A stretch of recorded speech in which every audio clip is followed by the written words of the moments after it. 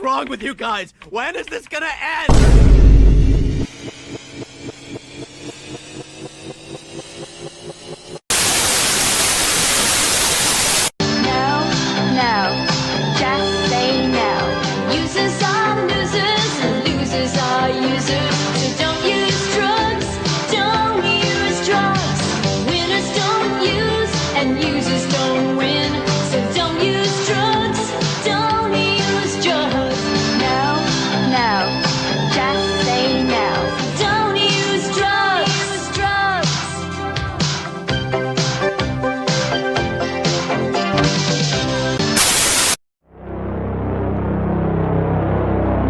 Buddy.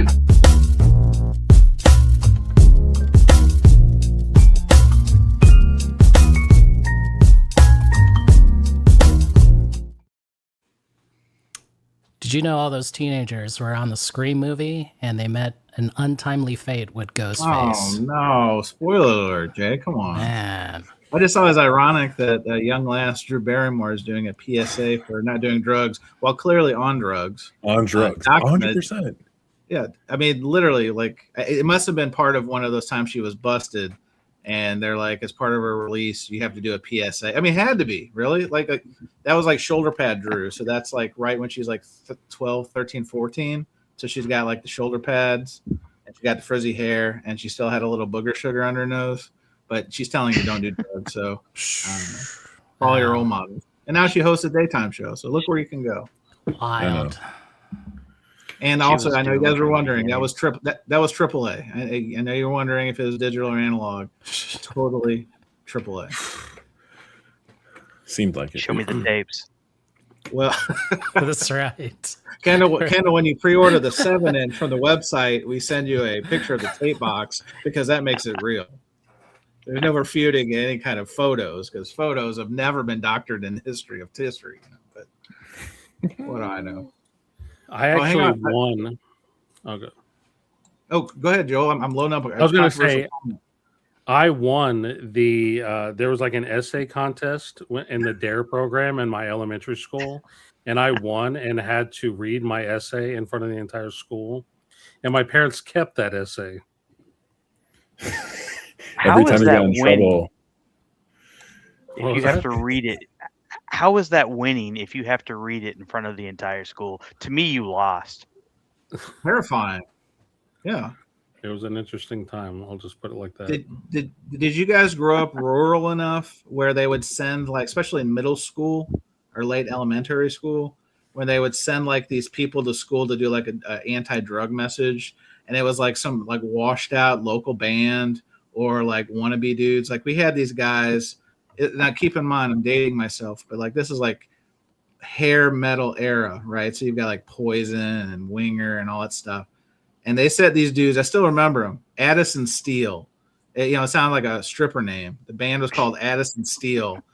And they came to play like a middle school like program. We all got in the cafeteria or the gym, and they did like a performance of some horrible like Kip Winger ripoff music.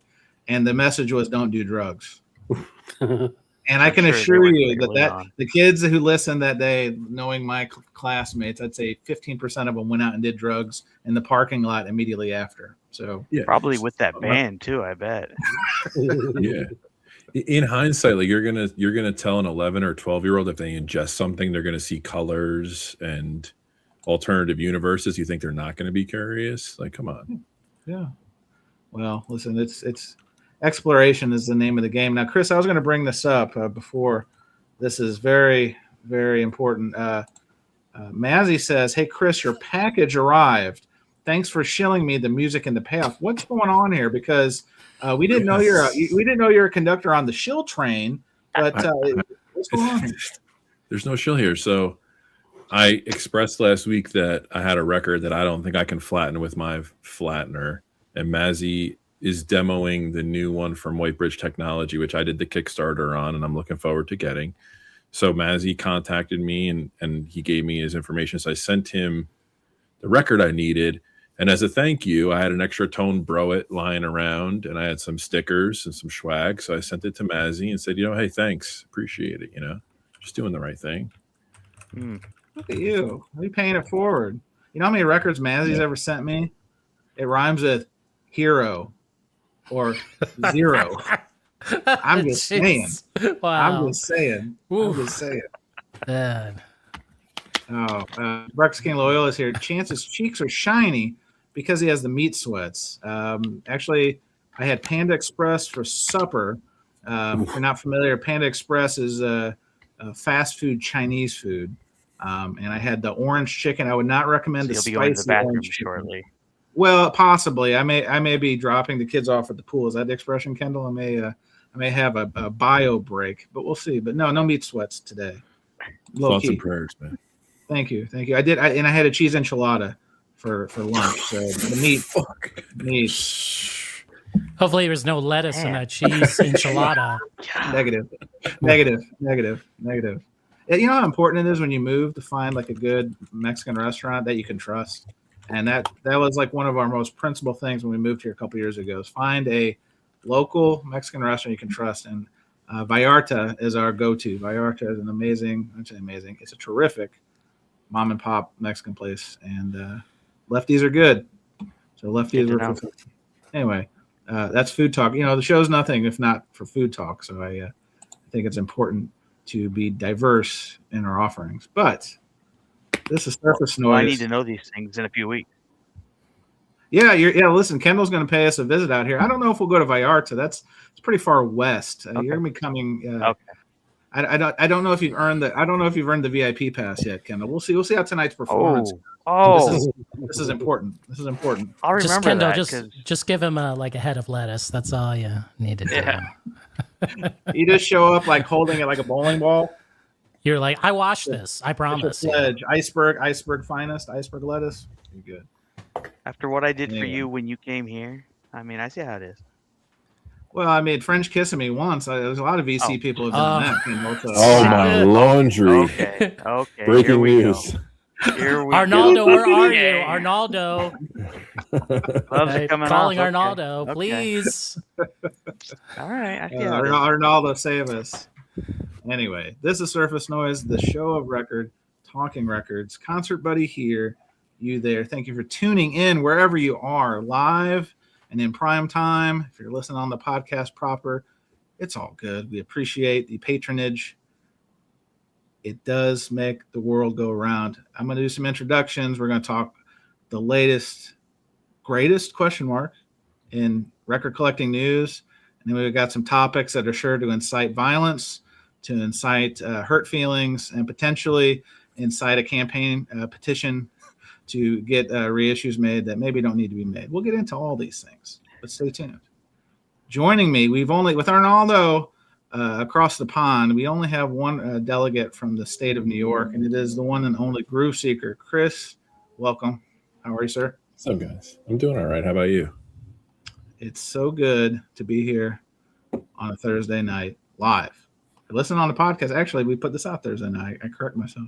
So it's Thursday wherever you are. And then this guy could not get enough. He was here last week. This is now, I believe, your fourth time. It's Kendall, the Spin Doctor and his Vinyl Mayhem. See, Arnaldo's gone, and we bring in Kendall. We're auditioning because Arnaldo's getting kind of expensive, I got to be honest. So, Kendall, welcome back. Thanks for having me back 2 weeks in a row. What can I say? Yeah, take that. Music Talk with John. I think Music Talk with John did have the red jacket of most guest appearances, but he's MIA in the VEECEE. So, John, wherever you are, thinking of you, come back to us, my sweet blue. And then the most controversial figure by far on the dais and probably in the VEECEE proper, it is the king of Texas himself, Jason Rojas. Jason, good evening. Thanks for having me back on, Concert Buddy. I have to show you something, okay? Please. Are you ready? This is controversial. That's what I'm ready for. Okay, 20 minutes ago. Oh, no. I got a call from Mitch, okay? He says, Psychedelic Horseshit Golden Oldies, still one of his favorites. He can't wait for the new record. Don't worry, Mitch, we got you. Produced by Lindsey Graham, we got you. Wow. Okay. Unbelievable. Star power. Look at that. Who knew Rojas was rolling in those circles? I mean, unbelievable. Yeah. Look at that. And I can guarantee our friend Mitch is wearing a pair of Depend. Depend is a singular version People errantly call it Depends. I'm trying to get us all fixed on that because maybe one day we're all going to wear them together. But yes, it's good to see that the only thing that could bring Moscow Mitch out of the dark doldrums of whatever happened to him was the psychedelic horseshit record. Sure. Now, is it true that his wife, I believe her name's Elaine Chow, flew overseas to get that copy? Because she did leave. When your husband's hurt, the first thing I would think is your spouse or your wife is hurt. First thing, the spouse has got to go international and leave you in your trying time to come back. So clearly she was coming back, bringing the music that would bring life into his old decrepit vessel. Yeah, she was asking if this was cut by Bellman or Kevin Gray or whoever. Bernie Grundman. I was like, sorry, maybe next time. Reissue, maybe on that reissue. Maybe on the first reissue, yeah, because that's what you're aiming for. And then hold up, did you see Johnny Beaver's comment? This is so meta. Hang on, what's the doctor saying? The doctor, this is like meta. Oh, we got so many. Hang on, we got so many comments. Am I at the bottom? He says, "Who's in the dead wax, Jason?" Is this the comment? Yes. Oh, man, tough. Dead wax. I see what you did there, Doc, and I approve. Right. And then I know what a lot of people are thinking. They tune in tonight. They're like, "Is this Monday? Is this the VC Social Club?" You're wrong. You are wrong. It is VC Social Club adjacent. And here's how you know. Our final member of the dais tonight, small business owner, StaticATX.com. Did I get that right? Static ATX or Static ATX Records? Or is it both? Do you own both URLs? It's Joel. Some will call him the BC's most popular non-collector. Others will refer to him as not my favorite collector. He's not your favorite collector. He's our favorite record collector. It's Joel. Good evening, Joel.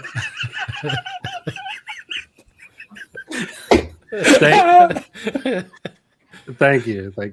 I'm just glad I'm not the most controversial one. When you said that, I was like, "Holy shit! It better not be me." Well, Joe, you're working on it. You got to keep doing those stream of consciousness videos late at night, like 2 a.m, and eventually, because we used to have sweet George Borden was our resident who would do these long night, all night sometimes, and he did do a 24-hour stream. So big shoes or big shadow to fill. But Joel, you're well on your way.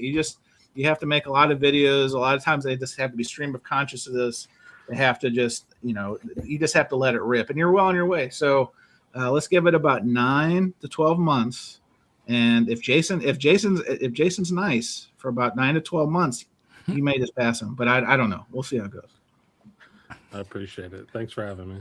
Hey, always a treat. We've got a lot of familiar faces joining us. And Joel, by the way, I have to tell on him. Groove Seeker Chris wrote that copy. It was an amazing copy, and so I have to give him the credit. I had to keep my phone on because I had such a delicious copy to read as an introduction. So blame your VC Social Club dais mate on that one. Thanks, Chris. Love you, bud.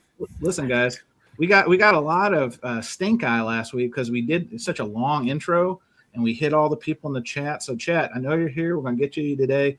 But I want people to really dig in because we got so much news. It's gonna blow your socks off, and you know what that means. We have to do our lovely patent pending introduction. Bob's got news for you.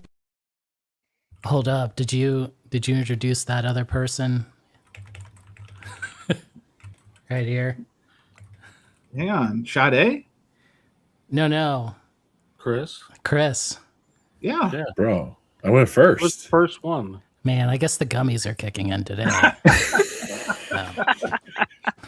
See, Drew Barrymore, Look at this. Someone didn't watch the PSA all the way through. Unbelievable. This is my closing argument. I told you, Jason doesn't pay attention to me ever. This is but Chris, you're focusing on the wrong thing. He cares so much about you that he wanted to make sure you got the recrecognition.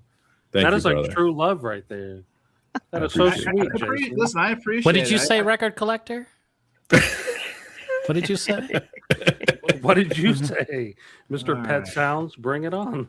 Oh, no. Listen, we're trying to get through one show without pet sounds. I think that's too much. It's not going to happen. It's not going to happen. Well, first up, we'll start with Everybody's Doing It. Fan favorite, Iron Maiden, Joel, this is your favorite. Iron Maiden is now joined the ranks of just selling out. Literally, they've sold their catalog, their name, their image, and their likeness rights to Pop House, whatever Pop House is. I'm curious, how much money did Iron Maiden get? I didn't read this. Let's see. They Pop House has acquired. Who Kiss sold theirs to? We're going to find out here together, Kendall. Pop House acquired a 50% stake in the assets. Okay, so the deal includes the rights to the band. $14.76. Wow. Well, the deal includes the rights to the band's iconic mascot, the ghoulish character Eddie. Eddie. Wow. So, however, for the sake of context, reading straight from the article, Pop House paid upwards of $300 million for a similar deal with Kiss, although the percentage was unclear. Wow. Well, is this? I guess everybody has to do this. Chris, are you surprised that even Iron Maiden, like who's next? Metallica, Milli Vanilli, like who else has their catalog left that they can just throw this up? In all seriousness, I give all of these groups and artists a lot of credit for selling this for way past up. They have nothing left in the tank. Like, are we gonna see like Iron Maiden licensed material 10 years from now? Really? I think they're selling very high. Well, here's the good news. Now's here. He says he can't wait to see tampon and BMW commercials with Iron Maiden songs. You and me both. I mean, how exciting! I can't wait for the first Flowmaster commercial where someone hands them a Eddie and a wrapper and they just have to sit on it. Unbelievable! Wow. Well, delightful. Kendall, does this make you want to get rid of? Do you have any Iron Maiden paraphernalia? I don't know if you have any shirts, but do you have like a coffee mug or maybe like an air freshener for the car? Like, what do you have in the Iron Maiden department? I mean, I do have a shirt from when I went to see them 14 or 15 years ago. Okay. I have a couple records here and there. I am a little surprised that they did sell right now just because they're still putting out new music. They put out a record, 3 or 4 years ago, and they're still going on tour. But more power to them, obviously. I mean, all these artists are doing it and making a lot of money. But I am still a little surprised. I mean, they didn't sell their entire catalog and everything, so I guess that makes it a little more interesting. Whereas like Kiss sold off everything. This is true. I think it's funny that this is the same company that did Kisses, which makes sense because Kiss, is known for their appearance. Iron Maiden known for their mascot Eddie. So I think there's a reason why it's the same company. Hang on, we have breaking news. Kendall, I hate to cut you off, but this is extremely important. More breaking news. Hang on 1 second. Unbelievable. We have literally this happened in real time, guys. This is why the show of record, it's important to get these things when they happen. The Jazz Bums are officially selling out too. Jazz Bum Mike is here, new Papa, and the Jazz Bums are also now selling their catalog and their license rights. So you two can have Felipe on a waffle iron or Jazz Bum Chris on a oven mitt coming soon. The Jazz Bum store. Check your local listings. Wow, crazy. Joel, do you think that like when a band like this, Iron Maiden or whoever?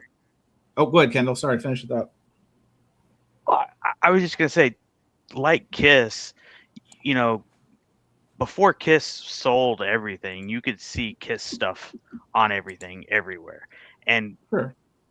Iron Maiden was kind of similar. You saw a lot of Iron Maiden stuff on all kinds of things. Commercials, maybe not so much, but like action figures, toys, and so it's not that surprising, the whole likeness being sold and all that. So it's not that much of a stretch that they would go ahead and sell and make more money while they're alive. Yeah. So Joel, how does this make you feel, seeing all your childhood heroes selling out to where you can get the likeness of Eddie on a toilet paper roll? Is this something that you are the only one who owns a record shop on the dais? Is this something that you would stock, like some of this tchotchke stuff, like Eddie tampons, or would you like Iron Maiden, like combs, like hair combs, like what's going on there? No, But I mean, obviously, like Iron Maiden is like second to maybe Nirvana in T-shirt sales for people that have no idea who the band is. Yes, Poser fans. Thank you. The Kim Kardashian fan. Yes, you're exact. Kendall Jenner. Yeah. Kendall Jenner fan. But what I don't understand is like I'm trying to understand what the end game is because they're in their 70s. They don't need money. They have plenty of it. So why do this? Like to me, I have a feeling like it's going to hurt the music business as a whole. Like obviously they'll make money, but I think it'll be worse for they'll find something to like I don't know. What is Pop House? Is it like a private equity thing? Like what is the Let's see if I can find some information. Bebop, Boobop. No. Iron Maiden. No. Let's see. No. Pop House CEO Jessica Coravos. I have her quote. She says, Iron Maiden is a band whose remarkable longevity and rich catalog open up countless creative possibilities. With Pop House's partnership, the band now has the investment and creative firepower to keep evolving for decades to come. It is a privilege to support Iron Maiden in this new chapter to help carry their extraordinary legacy forward for the fans who have built this global community over the last 50 years. It says Pop House partners with leading artists to safeguard their legacies while generating value for investors. So come on, like that's the market. Bunch of 27-year-old Harvard MBAs like, well, I'll give Iron Maiden $300 million for their catalog and see what we can do with it. The Rev is throwing down the gauntlet. He says, guys, name 3 tampon brands. This is tough. I probably should have talked so much about Iron Maiden tampons. Sorry. To me, it's Sweden. Yeah, to me, it's not just about one band selling their catalog. It's about the aggregate, like all of them selling it. What's the end game? Like, how are they going to make the money back? How's this going to affect artists in the future? That kind of thing. Well, I think about it like this, right? Like if you think about Dylan did it, I think it's different for a solo artist, but maybe he does it so his kids don't have to fight over it. Like, give me the money now. I'll just divvy it up for you guys and be done with it, rather than you getting into a struggle on what to release after and what I want, what the artist's intent was for the unreleased material, all that stuff. Chris, I have to interrupt. We have another breaking news. It's unbelievable. The show just cannot. We just cannot contain. Literally, this is why we do it live. There's so much shit going on. Mazzy is breaking. He says there is a major audiophile release announcement on Friday, 8 a.m. Pacific, 11 a.m. Eastern. I think the response will be pretty positive. Iron Maiden. I knew it. See, thank God we're finally getting AAA Seventh Son. It's coming finally. I just love how Mazzy thinks it's going to be pretty positive. It doesn't matter what it is. These people shit on it. Trust me. Well, he knew he's in the lion's den of positivity, and usually we have a demonstrated history of this. Again, the show's purpose: inform, to entertain, and often complain. So, jeez, Mazzy, thank you for breaking that news. That's what we call the deep tease. So, where can we find out this information? Do we have to belong to a Facebook group, or is this something that will be on the interwebs? Tell us in the comments below. Oh, this is it. Spoiler: Monster Magnet box set is being announced. Thank the heavens! Except they already did one. They already did one, and in fact, one of the discs in the box set is an edited version of that album. So, check your local listings. It's terrible. Imagine if Joel shows up on a stream tomorrow morning at 8 Eastern talking about Kenny G reissues. That'll just blow the world to smithereens. All right. Well, guys, we're still in the world of let's do the easy one first. Still in the world of current events. Busy times over at our friends in the DSS. I don't know if you've heard of the Definitive Sound Series. We've Not DDS. Yeah. We've got a twofer. I think the Jazz has called us a twofer from DSS first. Friends of the show, Hole, Young Courtney Love, their album Live Through This is getting the all analog AAA treatment. Apparently, the legend that is, or at least the yarn that's being spun, is that the analog master tapes were recently discovered by band member Eric Eraldson. This iconic album, Jason, you ready for this? Has never sounded better. Never sounded better. 3,000 numbered copies, including a top quality heavyweight, emphasis on heavyweight, tip-on single pocket gatefold jacket. Boy, if there, how many words can you throw in to describe a jacket? A new 8-page booklet and is housed inside. Kendall, you ready for this? A uniquely designed slipcase. Special care has been taken to faithfully preserve the original sound with exceptional clarity and depth, capturing the recording's nuances at every step. So, like when Courtney Love farted during doll parts, then they caught it on camera on the recording. This is in order to create the definitive sound record. This one-step process is highly regarded among audiophiles and collectors. We'll get into that in a second. For its unparalleled sound fidelity, it represents the pinnacle of vinyl manufacturing and listening experience. Bravo! That is some of the biggest word salad I've ever experienced. But joking aside, is this really the first time this is AAA? Because I think the first time this came on vinyl, if I'm not mistaken, '94, was over in Germany. I would think maybe that's the first time, but what's that saying? Is the worst idea. Rewrite the legend, it becomes the myth, or myth becomes the legend. I forget that saying. Joel, what were you saying? This is the worst idea since they did Green Day's Dookie. I don't understand this. Make it make sense, Joel. I like Hole, and I like this album, and I listened to it back in the day. Sure. I just don't know who needs an analog $110 one step of Hole. But this is some of Kurt Cobain's finest writing, dude. Oof, how dare you? Well, listen, Courtney was smart. You know, Kurt helped on this one, and then he left the Celestial Plane. Billy Corgan helped on the next album. So, I mean, look it up, folks. It's true. Show of hands, who on the dais is going to rush out or maybe you already have pre-ordered. It ships on September 25th. So you've got about 2 months to change your mind. Anybody on the dais, don't put your hands up all at once. Oh, no. Jason, don't pretend like you're not going to want to do a shootout. Or is it not boomer enough? I mean, I got a better prediction. Are you ready? Do it.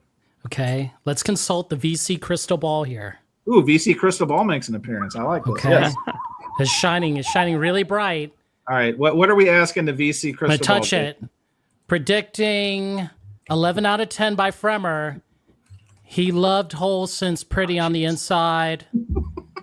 Mazzy will do a shill video. No. You know, he's going to say it's better than the CD. Way better, way better, Jason, I'm going to take the under. I think Mazzy's going to say the CD is better. Oh, I don't know, But Jason has a prop too. Mazzy's going to say like she was better when she was the lead singer of Faith No More. I mean, he's going to say he was there, No. Damn. No. Jeez. Jason, hold on. Did you tip Jason off that you were going to talk about that album, or do you really just have that whole CD there on your desk? Don't answer the question. We don't want to kill the mystery. This is the mystery and the special. This is what makes the show special, Joel. Okay.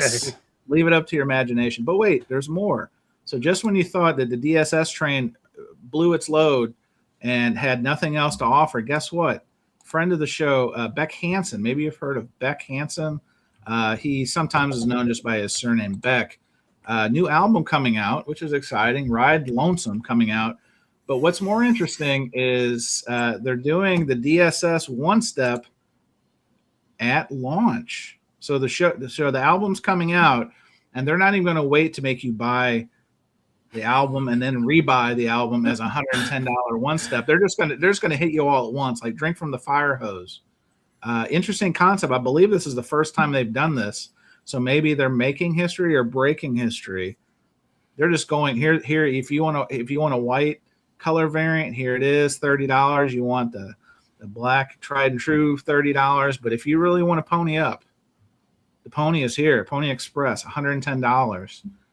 Chris, operators standing by. Do you have your credit card ready? I already pre-ordered it.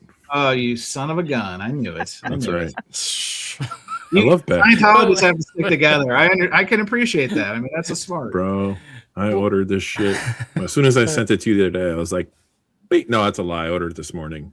But I was like, yeah, why not? I mean, I have the morning phase, and the morning phase slays the other version I have of it. So interesting. But I'm not going to do the whole. And I certainly didn't do pet sounds. Oh my god, pet sounds! It's like a rash. You just can't leave our lips. Man. That's right, Ricks. I am taking orders on this. Listen, if you not figured out, this is the summer of shill, and anything I can get to keep the show of record going, I'm working with Capital exclusively. I didn't know if I announced that earlier, but yes. Oh, here's great question. Herkimer asks, is this strictly limited, or is it a Rhino hi-fi situation? Great question, Herkimer. I wonder. I don't know if they even gave a number. Let's see. 1,000. 1,000. Yeah. Okay, thank you, Kendall. Yeah, so 1,000. I can tell you, as the Rhino situation is a good conversation, because this series, if you guys remember, was originally only direct to consumer, and then magically, through the power of persuasion, it was opened up to retailers. I also think it's because they didn't sell through not one of the titles, and so as a way to sell through, they opened them up to an additional distribution chain. But Joel, is this something, if it's available, would you offer this on staticatxrecords.com? I mean, if someone wanted it, I'll sell anything. But this is not a one step? Is this the first time they've done this on release? At launch, it's the first time they've done a debut. Yes. Interesting. So, Chris, what was your reasoning besides just liking Beck? Well, I love Beck. And then I bought I only have one of these series. I have the Beck morning phase, and I thought it was really great. So, okay.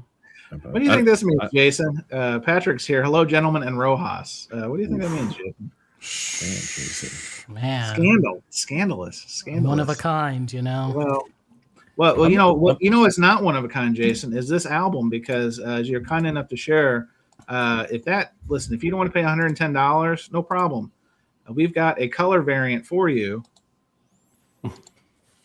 Who likes white records? Because you know what really sounds great on my turntable is records made of white. Anyone? 32, was it 32.50? What's this retailing for? $32.99. Store exclusive. Is this only on the Beck website? Shop.beck.com. Incredible. Can you imagine you buy this $32.99, right? And then you get some other guy saying, "Hey, do you know what DSS is?" You know? Like, no, I don't. Tell me more. Is this like Drew Barrymore approaches you in like a hallway, or like maybe an alleyway, and she's like, "Hey, come over here," and she lifts the trench coat up.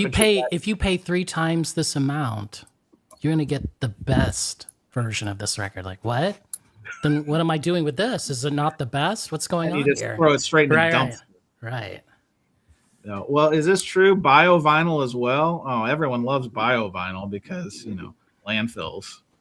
Oh man. It looks like the indie exclusive one is green. Oh, Joel's got the inside. Yes. So stores do not get the white one, but I can order the one step. It says right here. So will this sell? Oh, there you go. Will this sell more than the Boards of Canada issue that came out? That came out. Remember that? Yeah.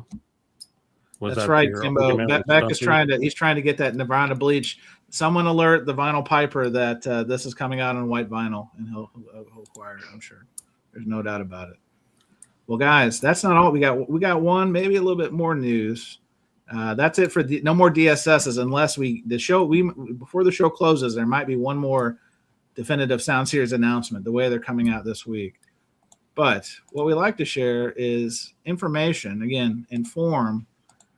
Friend of the show, Lance from Permanent Records, is involved in, I guess, a music critics collection. Michael Gilmore's collection has found its way into Lance's hands from Permanent Records, and so they're doing a co-op with Discogs, I guess, that they're gonna. It's similar to what they did with the Tom Verlaine collection or the Pittsburgh George collection. Discogs is really getting its hands in the soil of the hobby, and apparently, yeah, it says through Discogs drops, which that must be a thing.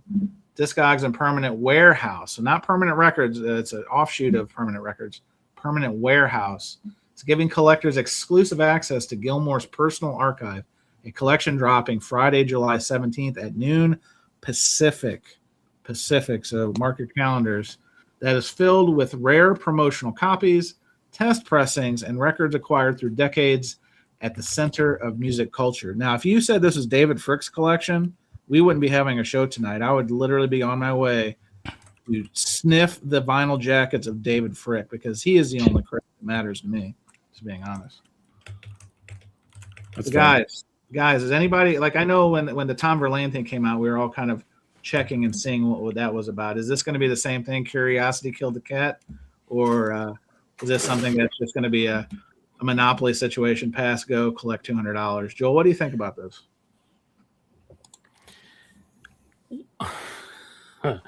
I mean, I'm happy for Lance for finding a good collection. Absolutely. The comment that the first thing that came to my mind when I saw this, prices are going to matter because if just what's pictured is like the cream of the crop and the collection, there's nothing here that's like super expensive. There's great records, but I mean nothing that should go over like $100, in my opinion. But you know, if the price is right, there's some good stuff in there.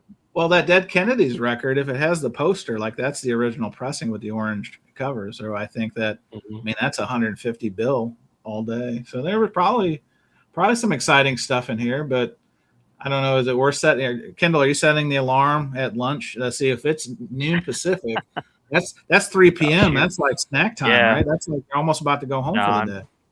No, I'm still stuck at work doing bunch of shit that I don't want to do. But hopefully the work URL has not blocked discogs.com and you can partake in this once in a lifetime opportunity.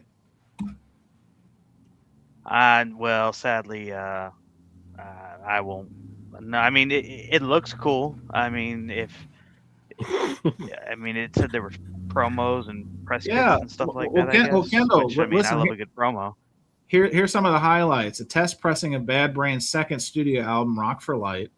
A first pressing from New Alliance of Descendants, Milo Goes to College, still in its shrink wrap with the original insert. Test pressing of New Order's debut album, Movement, a promotional copy of Alice in Chains' We Die Young with pressed photos and a bio sheet. That's got to go for like $700-800. First edition copy of Joni Mitchell's Blue in borderline near mint condition. Interesting. What does that mean? What does that mean? Borderline. So does it mean VG ++++, or is it just VG? No. It's like a strong, very strong VG++. Got it.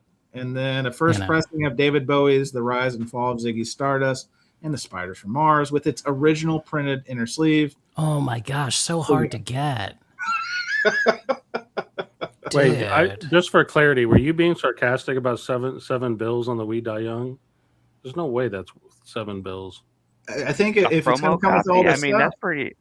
And it's a promo. That's pretty expensive. If it's the promo, if it's the original I think it's EP, right? Look it up, Joel. Yeah. Test me. Well, I have it up right here. They only had a promo like until they reissued it for record store. Yeah. It was only a promo, but like there's copies for $80 on. What? No, that's not right. That can't be right. 87.84. I mean, that's not good condition. That's what I'm saying, Joel. You pay for the condition, fella. Yeah.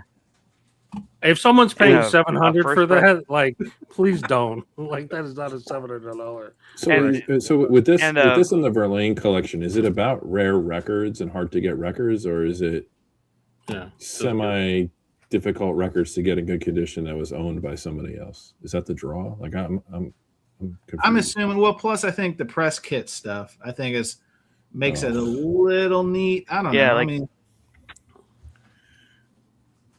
time will tell. I think I'm going to join Joel's club. Are pretty cool. I mean, but I will say a first pressing of Descendants Milo Goes to College is a pretty expensive record. I mean, it's like $300. Yeah. No. I'm just weird because like those are all albums that are currently in print. You can just you know you can What? just- No Yeah. way. No way. yeah, wait. How could you say that? This is I mean, this important. was- But the point is like this was we were having a conversation earlier when Dylan posted his latest collection. They're filled with good records, and to me, it's just a matter of price. Like as long as they didn't pay so much for the collection that they have to inflate the prices to crazy numbers, like that We Die Young, I think it's like 150. I'd be fine, but 700, like there's no way. Like Well, Wait, conditions, I mean- everything. Yeah, I mean, Oh, let's Joel, how do you respond let's, to this? Uh-oh. let's look at this, right? I mean, Jason, did you get a pre-sale in the collection? What happened? yeah, Is yeah, this a- man. Like I went to the future. I came Now- back, and like they said, there was no insert, but I found that insert. Now, is that a U.S. copy? I'm is not that a sure, UK copy? Kendall. I'm not sure, Kendall. I don't know. I have too many records. I'm from Portland. What the hell's going on? Next shootout. Yeah. Right. Man, I heard this was rare. I was confused.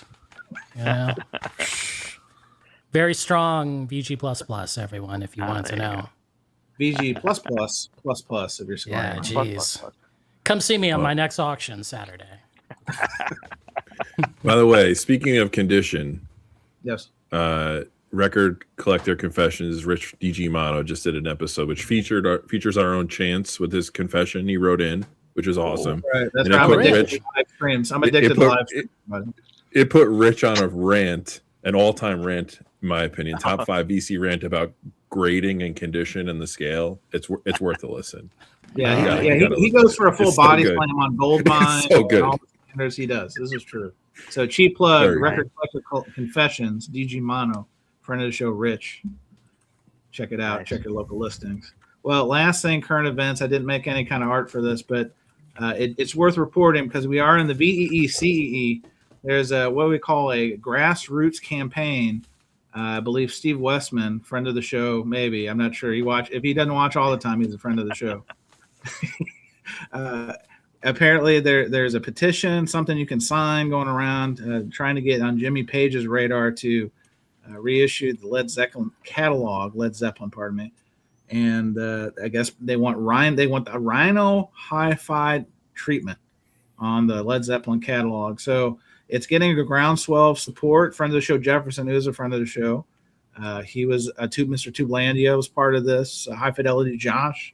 So there is talk in them waters. But then the flip side, and I am seeing talk on both sides of this one. It's a polarizing topic. There's thousands. I think even Vinyl Community Casting even took a swipe at this. 25,000 versions of some of these things out there in the VEE CEE. So Joel, I'll start with you on this one. Is this a need in the community, or is this just a want to see if we can maybe, just maybe, get these recordings right?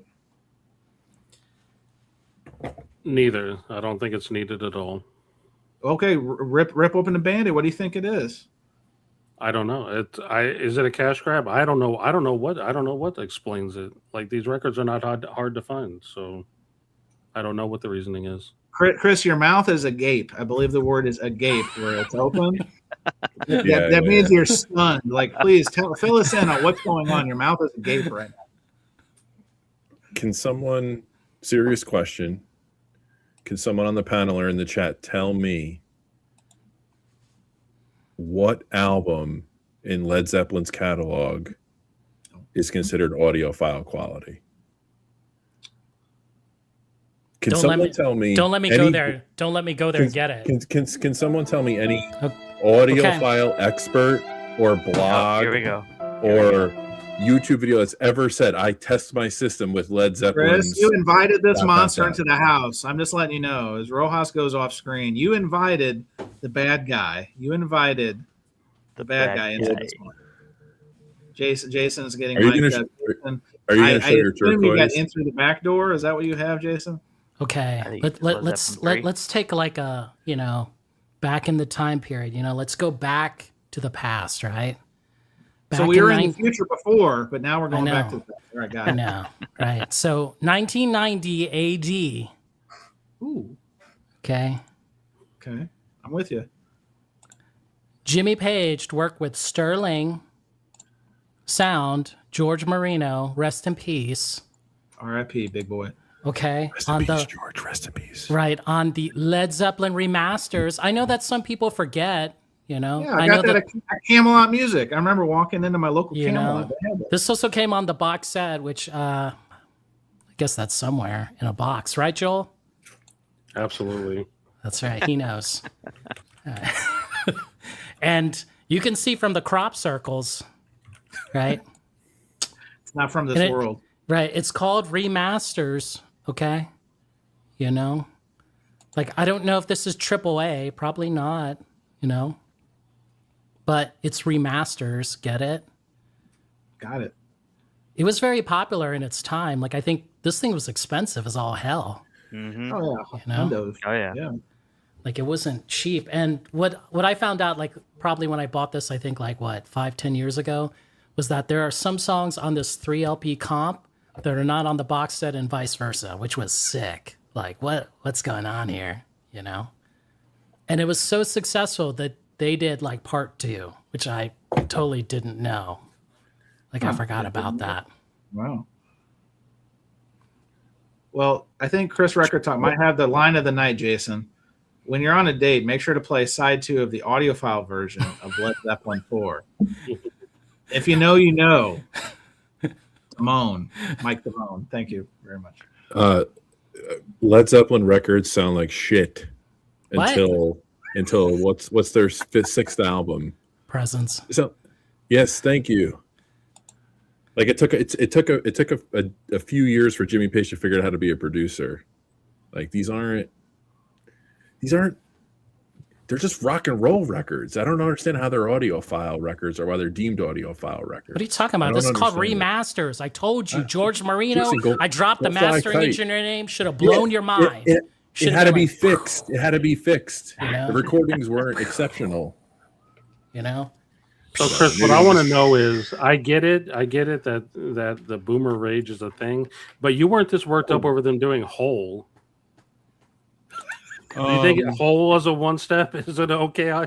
It's fine, but let's get worked up over the Led Zeppelin, them doing them for the 2nd or 3rd time or whatever. Well, I didn't comment on the whole thing, but there isn't 278 reissues of Hole out in the marketplace. Well, it's this still thing in is print. It's not been around that long. It's in print. You can get it. I just want somebody to. What's so hard about this? I want somebody to explain to me what makes those early Zeppelin records audiophile. Are they great recordings? Can someone honestly tell me those are great recordings? Well, Herc says the recordings are great, but the mastering is trash. What? So, in your face. In your face. Okay, story time. Are you ready for story time? Hold on. Wait for your Another story. one? I'm not saying they're bad records. I'm not saying they don't deserve to be reissued. I understand, like, but in order for something to be audiophile, the original recording has to be great. That's it. They're not great recordings.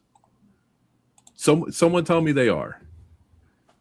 I mean, they're good albums. I mean, Okay, that's fine. There's a Wu-Tang 36 Chambers is a great album. Does it sound great? It sounds like shit. I mean, they're not So, bad. so you're Chris, the saying pitchforks are coming out. There's a lot of pitchforks coming in your Wait. way. I don't know. you're saying it sounds like shit. So I think it needs a DSS, don't you? DSS, yes.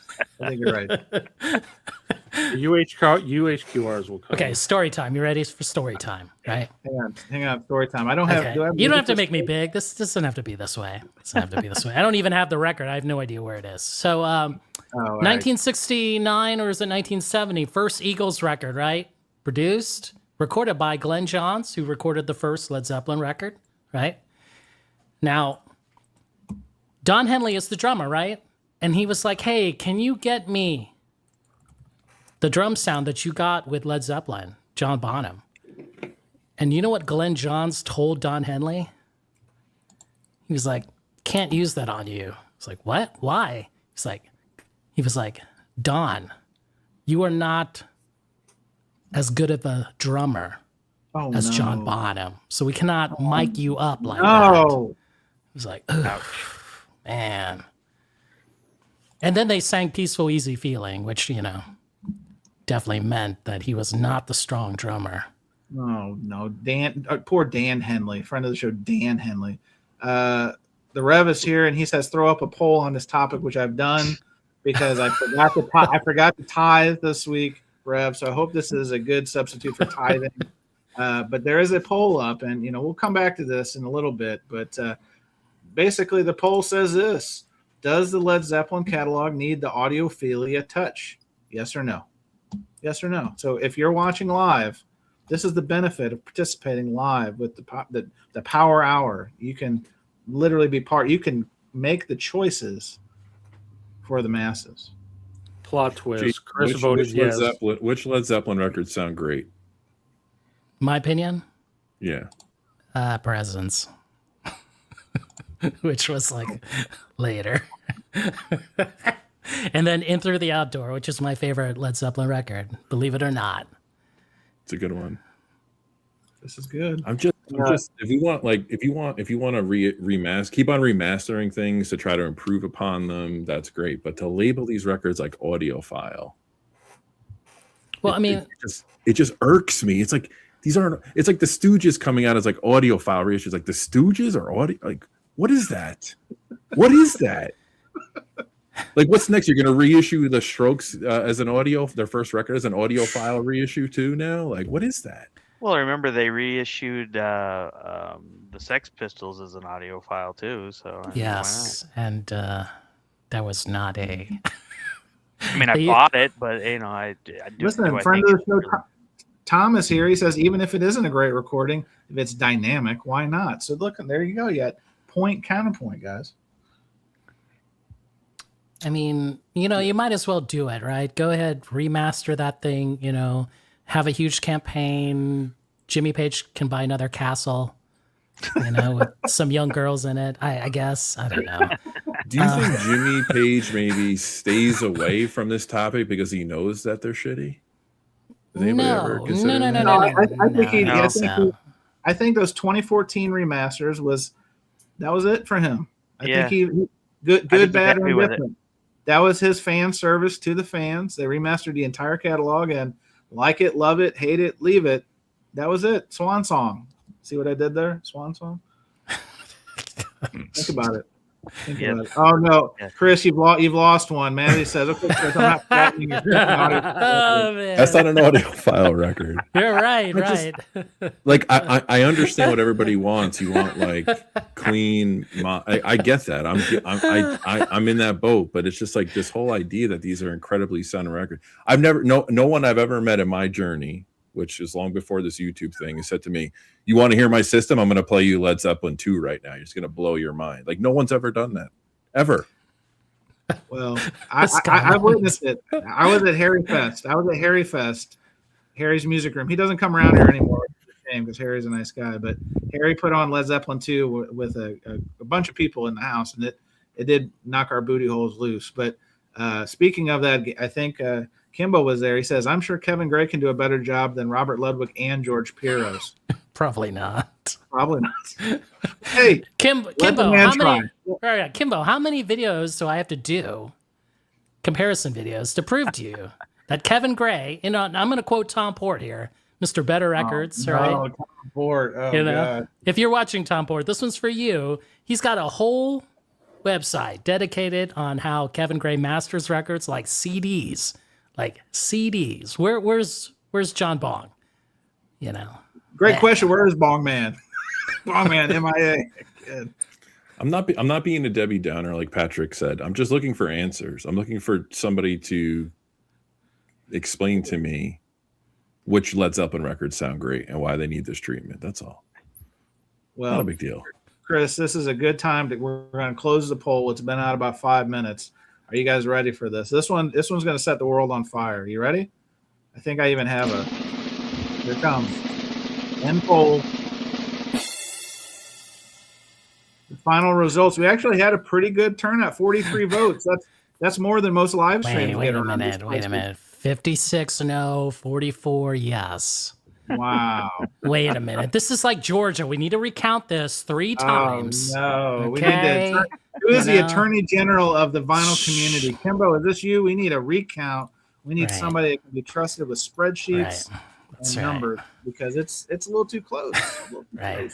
It's like, where can I find these 56 more votes? Where can I find it? I mean, I need 56. Where can I get it? You know. Well, here's the good news.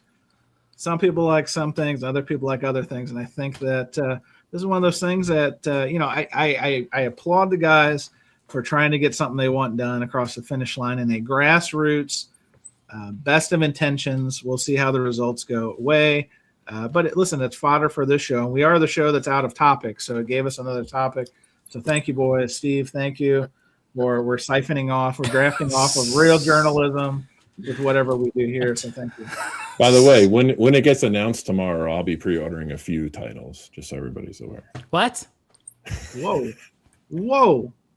We know this, Chris. We know. Whoa. Oh, no. Look at this. Mazzy is really stirring the waters.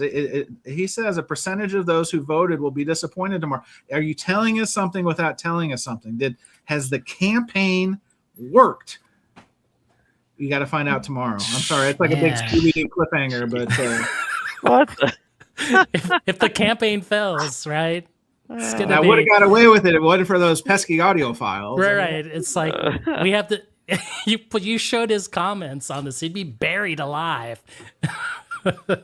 Yeah, Dane Johnson says out of topics and sponsored. Yes, we're bleeding dry, Dane. If you know anyone who wants to sponsor this show, let us know. We are on life support with the lasagna endorsement, unfortunately, but we're waiting for the next. Can you imagine Mazzy's announcements was like, hey, they're going to do an audiophile version of Death Wish, right? Jimmy Page's soundtrack. Like everyone's going to be like, what?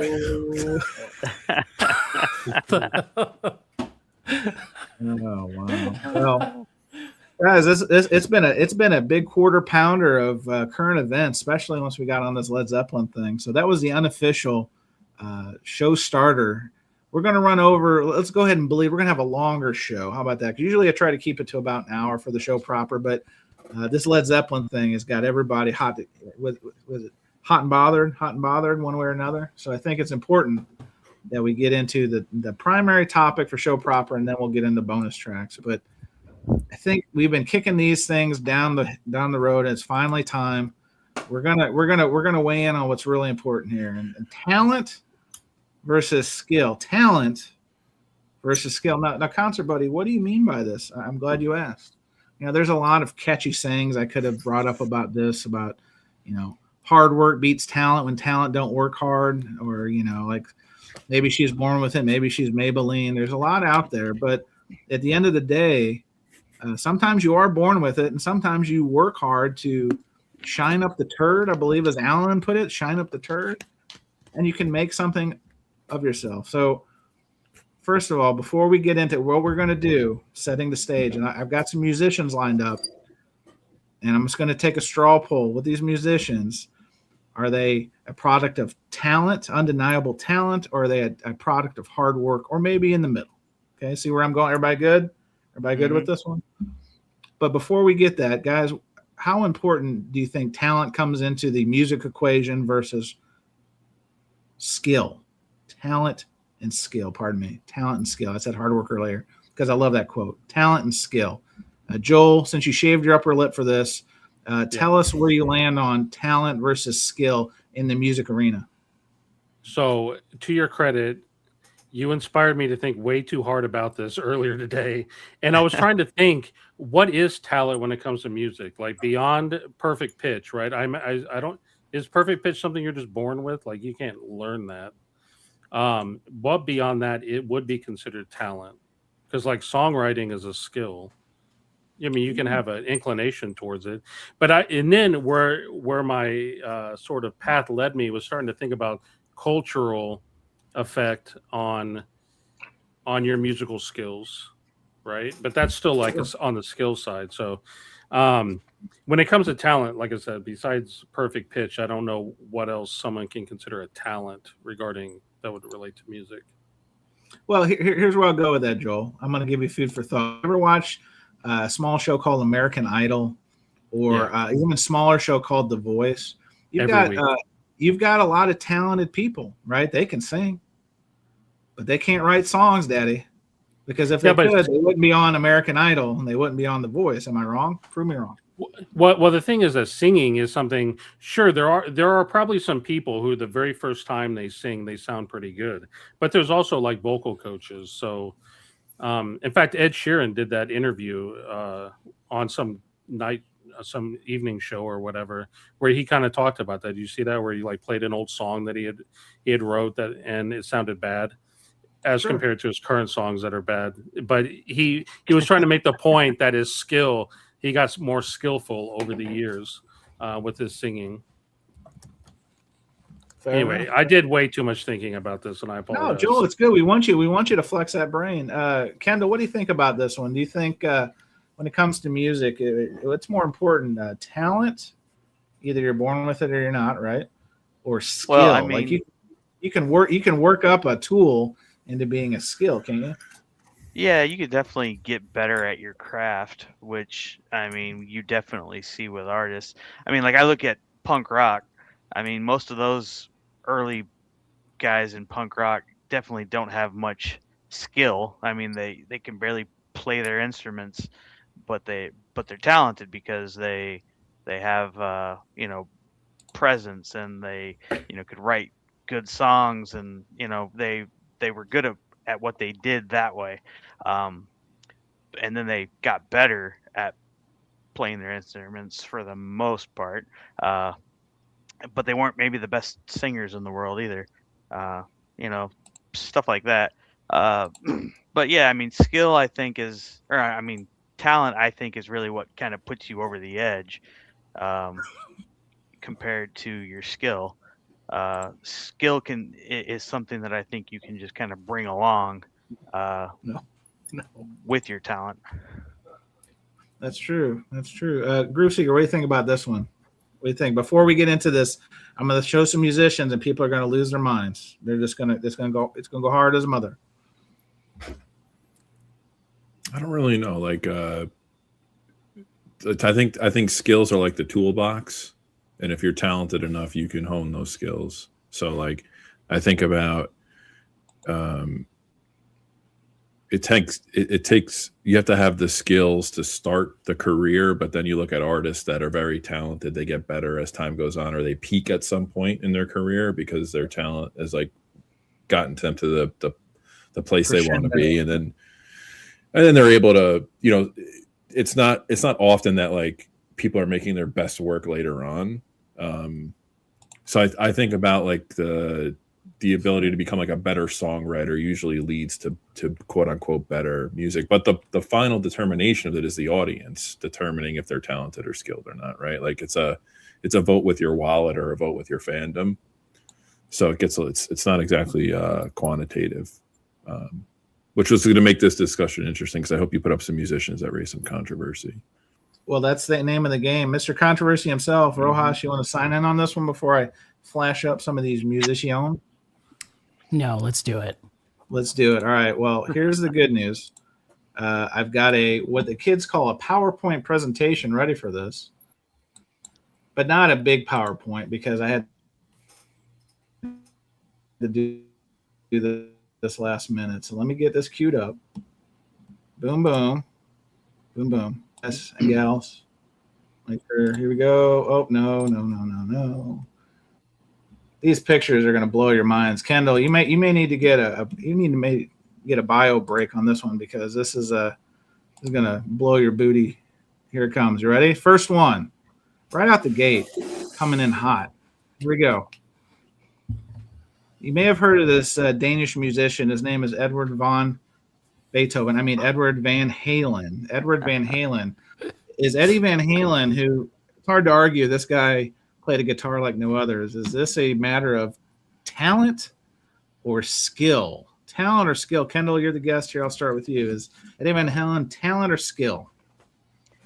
Well, see, I think he's a mixture of both. Man, that's tough, because he we all know him for his guitar, but he also did much more than guitar. He played drums, he played bass, he played piano. He was a Right. songwriter as well. So I think he was very talented and he honed his skills.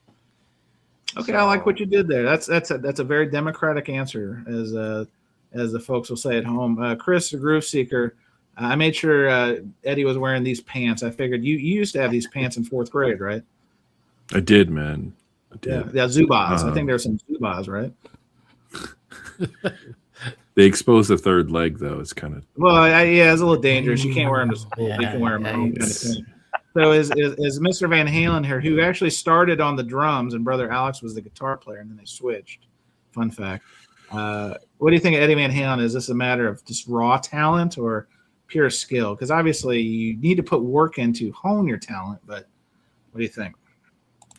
so. Like, I think if Eddie showed up at a jam session with anybody he could fit in, that's a skill. Like the ability to have dexterity and change styles of music. But he's super talented because he's innovative. Like his talent led to innovation. So I would say, and this is not a knock on him, I think he's more talented than skilled. Whatever came out of him was his style. Like when he plays the guitar, you know it's him more than 99% of the guitars you've ever heard in your life. That's a talent. That's not skill. Skill is the ability to kind of be technical, which I'm not saying he's not. Obviously he is. I'm not a moron, or maybe some of you think I am after the Led Zeppelin rant, but this is the innovation and the talent. It's more talent to me. Like this is a guy who his style was like no other before him, to the point where like I think he played with his back to the audience so he couldn't be copied because he knew how talented he was and innovative he was. So I guess like talent. I guess my thing is talent and innovation are kind of interchangeable for me on this. Mm-hmm. Joel, where do you think? Is this a matter of talent or a matter of skill or somewhere in the middle? Yeah, I mean it's both. I remember he was interviewed and he was talking about how like a lot of guitar players, they use pedals, and people, I think it was Billy Corgan or something, like plugged into his stack, and he saw what it sounded like, and so like obviously he has a lot of talent with his guitar playing, but there's also a lot of skill.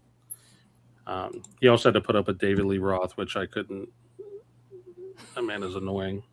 Wow. Shots fired at Diamond Dave. Apparently, he's better than ever, what I'm told. I also think High Rant's comment in the chat is speaks for itself. So Tom is laying them down. Let me see here. What is Tom's latest comments? Yeah, I think you posted it already. Oh, you might have. Oh, all right. Yes, I thought I had. Okay, great. Yeah, he took down Valerie Bertinelli. That's skill. Jeez. By takedown, do you mean like a 4-point stance, like Greco-Roman wrestling, Tom? What are you talking about? I'm not sure about that. Jeez. Rojas, bring us home on Eddie Van Halen. Is this a matter of just raw talent or skill?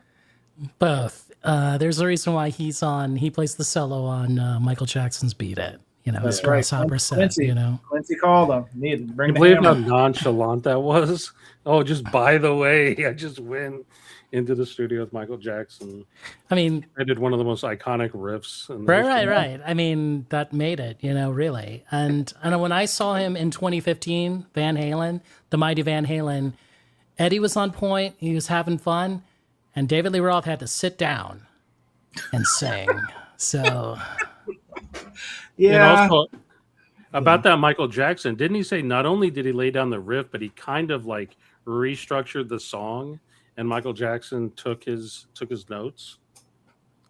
So I think it was more than just his guitar playing. Well, and of course it was reciprocal because of the use of synths on that Michael Jackson album, right? He brought that back to Van Halen 1984, right? So, as you know, like the rest of the band did not like the use of synths, but he was like, we're going to take this to the next level. This next record is going to make us huge, and it did, right? It's undeniable. Yeah. Jason, is Van Halen's solo on Beat It better than Slash's solo on Dylan's Wiggle Wiggle? It comes back to Dylan. It's like, I mean, you just can't escape this guy. Dylan always in. Wiggle Wiggle. Incredible. All right, Eddie Van Halen. Let's do a couple more. Now, they're not all going to be guitar players, but personal favorite, Stevie Ray Vaughan. Stevie Ray Vaughan Rojas, we'll go back. We'll snake line this. And what do you think? Is this a matter of raw talent or skill or somewhere in between? I think, my gosh, if you've watched Austin City Limits with this guy, where he breaks the string and he just that's legendary. It's amazing. That's just complete talent. You know what I'm saying? Like it. And then you compare that to say like Eric Clapton, he broke. Well, I mean, his strap broke in the last waltz, and he had to stop, right? And then of course, Robbie Robertson picked it up. You know what I'm saying? Like it's just like, I get it. But this is the same thing. Like when you break a string, I don't know if people are musicians here. When you break it on your guitar, it goes out of tune. That's what just happens. But this guy, because he's got great musicianship, he could still play, like despite it being out of tune. Good call, Joel. Since you're also in Texas, son of Texas, Stevie Ray Vaughan, where do you land on talent versus skill? Well, I mean, obviously the mythos about him is that it's all skill. You also have to take into account his brother also played. Jimmy so Vaughan. Maybe something there's in the DNA. It's hard to deny his talent. So I'd say he probably leans more on the talent side. Well, friend of the show, Seaferg, who is always good for taking a shit on any topic I put on the show, says if you don't understand the difference of each, these comparisons make no sense. Talent is born, skill is practice. Thank you, Seaferg, for once again contributing to the show record. Appreciate you. Chris. Mansplaining the definition of the word. Chris, so what do you think? Talent versus skill, now that we've been set in our ways by Seaferg.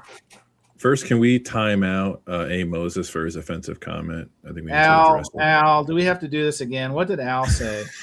He said Ray Vaughan was way better than Jimmy. Ooh, man. I'm kidding, Al. I'm kidding. Al, I'm sorry to hear this. Better at what? I think that it's more talent than skill. And I think that's partly due because his life got cut short. Like we didn't see the skill develop over time. We don't know what he would become. Sure. So I think he was just a raw emotional player. Kendall, bring us home. Stevie Ray Vaughan, talent versus skill. I definitely got to go with the talent as well, just because, his brother, the fact that at a young age he would go up on stage with Albert King at like 12 years old, I think, and play. He would, being in Texas, he would go to these places and play with these legends already, and just they would take him under his wing, and he would just be able to learn, but also keep his own. And yes, what would he have been able to do had he lived longer? And I think basically you could watch all the videos of people that just said he was amazing and would have been so much more amazing had he lived longer. And yeah, just raw talent at its best. I'm going to go against some of the grain here. I think he's actually benefited greatly because he died too soon. These kind of bluesy guitarists, I don't think that they don't age well. Yeah. Well, but that's the thing about Stevie is he actually took that. I don't want to say he made the blues popular again because I wasn't there, so I don't know. But it seems that way in retrospect. But he made a very finite art form pretty exciting again. Yeah, for a brief period of time, you know what I mean? Well, and if you look at his albums though too, none of maybe his first two were kind of the same, but his albums were also changing as they progressed on. Like not every album was the same. And so who knows what his albums would have continued to do had he made more. So right. You remember, I mean, so the music industry tried to make this whole blues thing a thing, right? With Johnny Lang and Kenny Wayne Shepherd, and it petered out. Like it was like ska, like it's like a flash in the pan and then people move on. Rock and roll, is forever, but these kind of subset things, I don't know, it may be controversial, but he was so good. He was so good that he's on David Bowie's Let's Dance. Yeah, he's on Let's Dance. Yes. Right? He is. The greatest story. Here it is. This is a true story. He asked Bowie and Nile Rodgers in the band, have you guys ever tried Texas barbecue? And they were like, no. And what does this guy do? This is how great he is. He gets a Louis Mueller barbecue flowing from Austin, Texas to New York. Can you imagine that? You know? In 1983 or 82. Right. That's, yeah. And he had the vision. He turned down opening for Bowie too. You know that, right? Yes. He was like, yeah, that's not for me. That's not going to be my crowd. So like, Joel, I get what you're saying about like the Lang and the other kid coming afterwards, but that was just try to ride the wave of what he laid down. Like this guy was just an anomaly, man. I don't think it was like an industry, you know. I don't think he was manufactured by the industry. I actually think once the industry got involved with his career, I think it really turned him into a recluse a bit. Kind of affected him in a negative way. Guys, one thing we apparently aren't hitting on is the fashion sense of the late Stevie Ray Vaughan. Friend of the show, Depeche Commode, says Stevie Ray Vaughan and Richie Sambora are the only guys who can make wearing a bolero hat look good. But that's not all. This is, I mean, it's hard to say. I had to, hang on. Oh, my goodness. Where's the other comments? You got to show the Rev. comment. Yeah, the Rev. This is what's got the Rev Rock and Roll. That hat looks like something from Designing Women. Shout out to Delta Burke, who is a fan. He was one of the biggest fans of Surface Noise ever. Yes. So, all right, let's do maybe two more. How about this guy? Probably not the best picture, but this is Led Zeppelin. Let's tie the threads together. The late John Bonham. John Bonham, who apparently is revered by many drummers, people who pick up the sticks. Yes, Jason. You know what this picture is? They're asking John Bonham, how would you like to have your drums audiophiled? This is the look he's giving. Okay. It's apropos. Joel, what do you think about John Bonham? Was this a matter of raw talent or just a man who worked at it, or maybe a little bit both, skill and talent? Yeah, I think it's probably a little bit of both. I mean, obviously with drums, you can have a natural rhythm, right? But you have to practice drums. And he's also got the whole DNA thing, you know, his son. So, yeah, I think it's a mix of both. Kendall, John Bonham, talent versus skill. Where do you land on this one? Definitely, probably more so talent. Obviously, skills involved, but you can't deny just the fact that he is considered one of the best drummers of all time, one of the hardest hitting drummers of all time, and just the fact that I don't think people really talk about. I mean, the fact that he could be so drunk and out of his mind and still drum as good as he did. I don't know if that's. I don't think that's skill. Probably more talent than anything else. There, Rojas, skill or talent when it comes to Mr. Bonham, or both? I think it's a little bit of both. I mean, if you listen to Led Zeppelin 1, and we're going to tie it back, you know, for Joel here. If you listen to this bad boy here from 1990, Led Zeppelin remasters, Good Times, Bad Times, you can hear the kick drum from this guy, John Bonham. Wow. You will never hear the kick drum from Don Henley Eagles records. Never. Okay? Boy, Dan Henley is just taking some real shots tonight. Dan Henley, this poor guy. Poor guy. Groove Seeker, bring us home. John Bonham. We'll do one more after John Bonham. I don't even know who John Bonham is. Oh, no. No, I'm just kidding. Geez. No, awesome No. skill. I mean, talent. Total. I can't believe talent. you said that. That's just painful. I don't want to hurt anybody who's approaching their AARP card membership. So I would say he's raw talent. Again, it's talent is that to me, talent dictates signature style that can't be duplicated. Like a skilled drummer can try to be John Bonham and get 90% of the way there, but they just don't have the talent that he has to pull it off. I dig it. Chris, hang on. I'm told the President of the United States is giving a speech tonight. We have a live. Apparently, it's about this topic, talent versus skill. I think. Hang on. We're going live. We have to cut live to this real quick. I think I'm going to give one to myself, one to them, and we'll have a threesome, okay? Oh, Jeez. Mr. President, I'm sorry. That's just scandalous. How dare Is that you? AI? Is that real? Man. Oh Lord. Oh no! All right, let's do one more of these. Al, you brought him up. And here he is. Oh, boy. Here he is. No. Now, Jason, you're hot on this one. Lars Ulrich, you may have heard of him. He's from a band called Metallica. What do you think? Is Lars talent or skill? I'm curious what you think on this. This is a picture of Lars getting ready for his DSS or one step. Okay. Jeez, man. Yikes. This is Lars when Napster got taken down. Ugh, man. Yikes. Oh, boy. No comment on this. None. No comment on Lars. Wow. Can't do this. Yikes. Can't Man. do it. Can't do it. Okay. Rest in peace, Cliff Burton. You know, because your bass wasn't up, you can blame it on James and this punk here. Wow, Lars, Yikes. Lars, please. Oh don't. shoot. Kendall, what do you think? Is Lars talent or skilled personified, or maybe both? Who knows?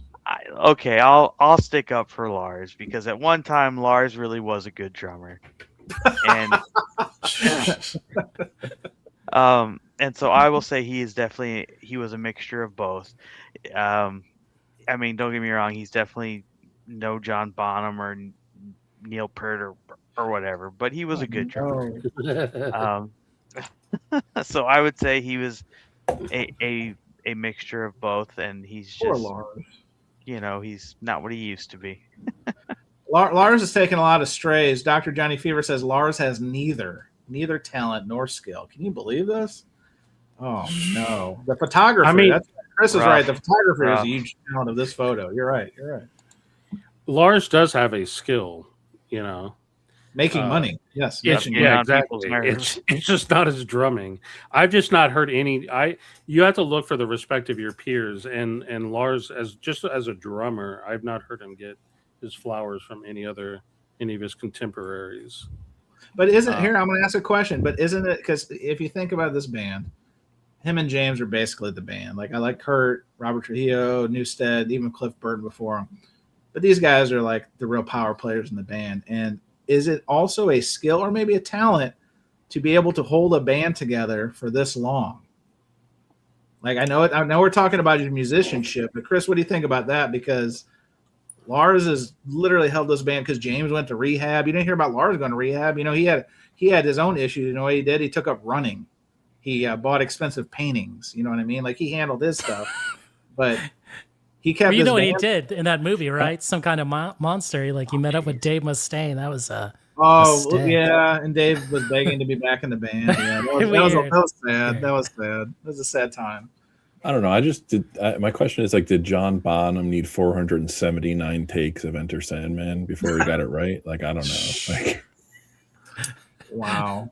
Well, yikes. I guess we can cross Lars off as a future guest of Surface. Well, I think also I think metal musicians. I mean, this is coming from a place of complete ignorance. I just associate metal and prog with more skill than talent, if that makes sense. More precision and calculated writing, and I don't know. I can't say he's not. I can't say he's not skilled. I would say he's skilled. Skilled enough. That's what I would say. I mean, listen. Yeah. Skilled enough because you have to give and then longevity. I mean, I don't know. No.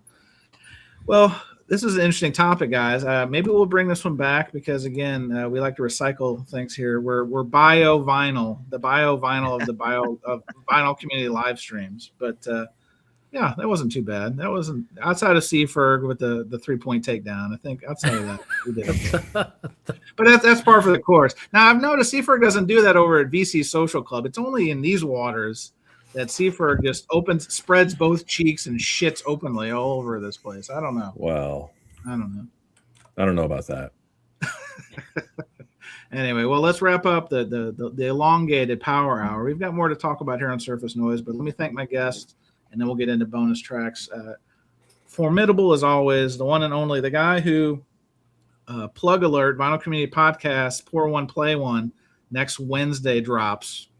I'm not sure when Alex is dropping the video, but the Groove Seeker, who is he is becoming the Mazzy of the under 50 generation. Chris, I don't want to out your age. He's the Mazzy of under 50 in that he's on every live stream imaginable. Groove Seeker, thanks for joining us. Glad to be here. Led Zeppelin rules. Led Zeppelin rules. The VC villain himself, Jason Rojas, thanks for joining us. Hey, just remember, Mazzy said 54% of you are going to be wrong about tomorrow's breaking news. You know, you're going to feel, so bad, right? It's going to be interesting. I like what he did there. And then it's probably going to be another like Rycooter album or something like that. Right. Oh, man. So Jason, thanks for joining us. Thanks, Concert Buddy. Kendall, big doings, 2 weeks in a row. You're hulking up, as they like to say in the industry. Spin Doctor and his Vinyl Mayhem. Check it out on YouTube if you haven't already. Kendall, thanks for joining us. Thanks for having me again. I appreciate it. And then the man of the hour, the Tower of Power, Joel, Static ATX Records. Joel, thank you for not only joining us, but shaving the upper lip and looking like, who was that guy? Bob Denver. Remember Gilligan? He had that look too for a minute where he was trying something new. So Joel, thanks for joining us. Appreciate it. Thank you.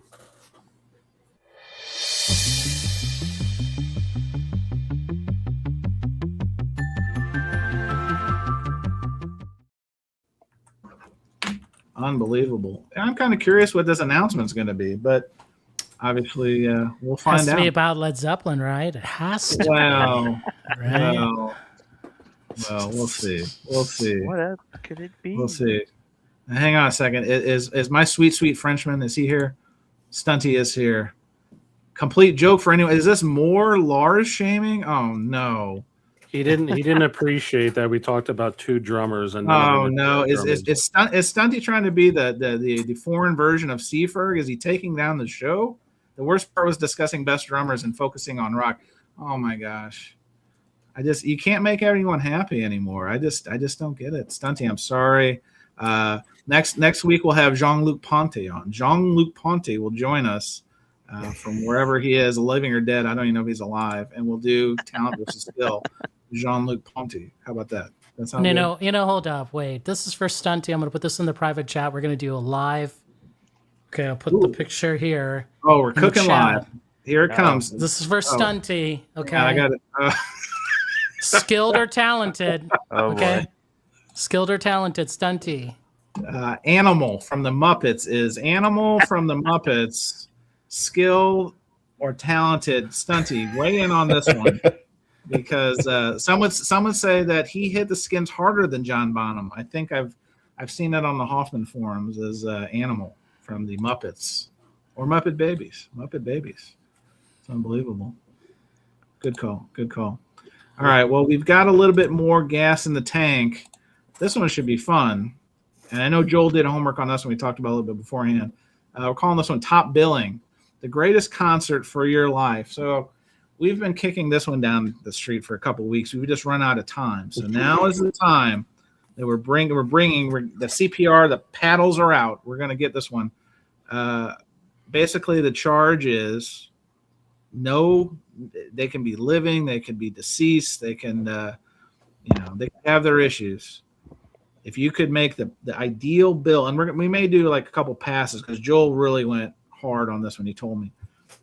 And the idea is simple. You have an opener, you have a middle, and you have a closer. The concert that you would define your life, your musical aspirations, inspirations, perspirations, what have you, the top billing concert for your life. Groove Seekers, I know you've been anxious for this one for weeks, so hopefully you still have a little powder dry in the cannon. What would be top billing, the concert for the Groove Seeker, the Tome Broet? Tell us now. All right, so opener, it's got to be Fish. Second band on the bill to follow Fish would be Fish. Oh, Lord. Jeez. And then we close the show with, I'm just kidding. So I would go opener, Funkadelic, like 75, 76 era Ooh, to open the show. Nice. I would wheel that into like 76, 77 Marley.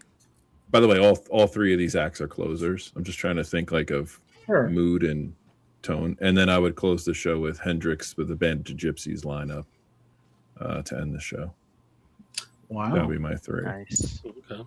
Very nice. Chris understood the assignment, and dare I say, aced the assignment.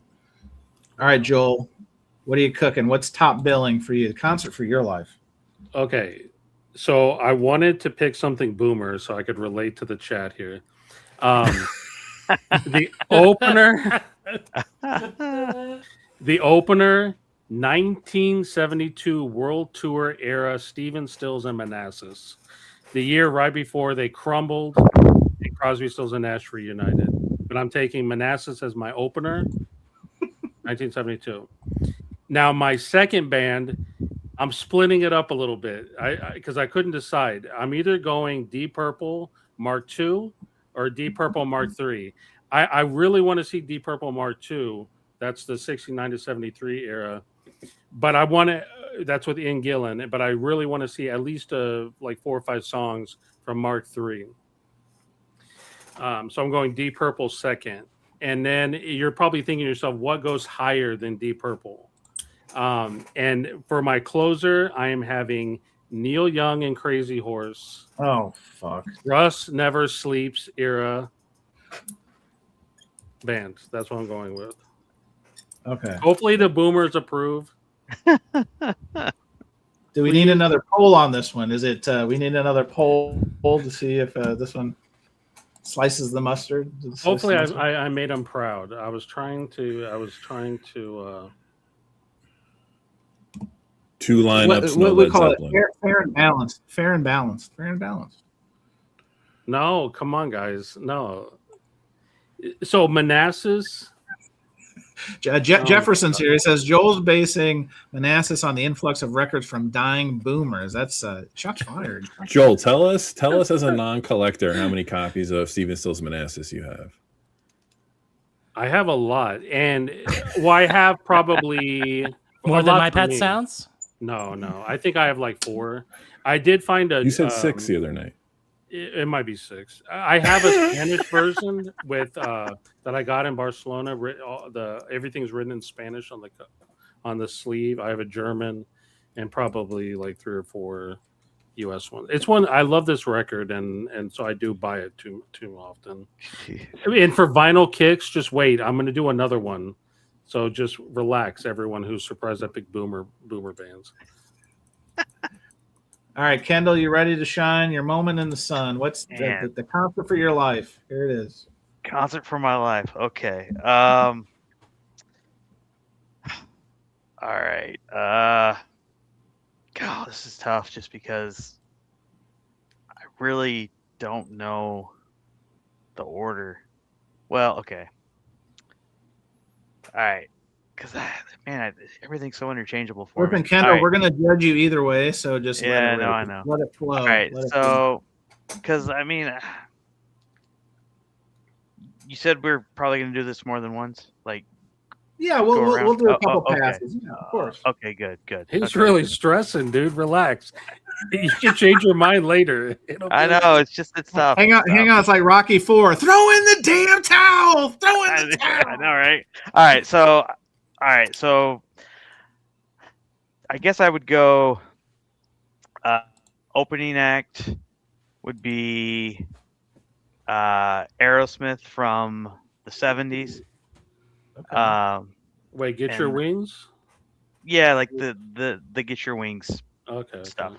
And then the second act would be Van Halen from the Van Hagar era. Oh boy. Yes, because I am a Sammy guy. And then closing act would be Queen from the Kind of Magic tour. Okay. I did have Aerosmith Get Your Wing tour as my alternate in case someone drops out of my first Dreamville. But the problem is like I just heard they weren't that great. Like they were too fucked up all the time. But music wise, I would take that.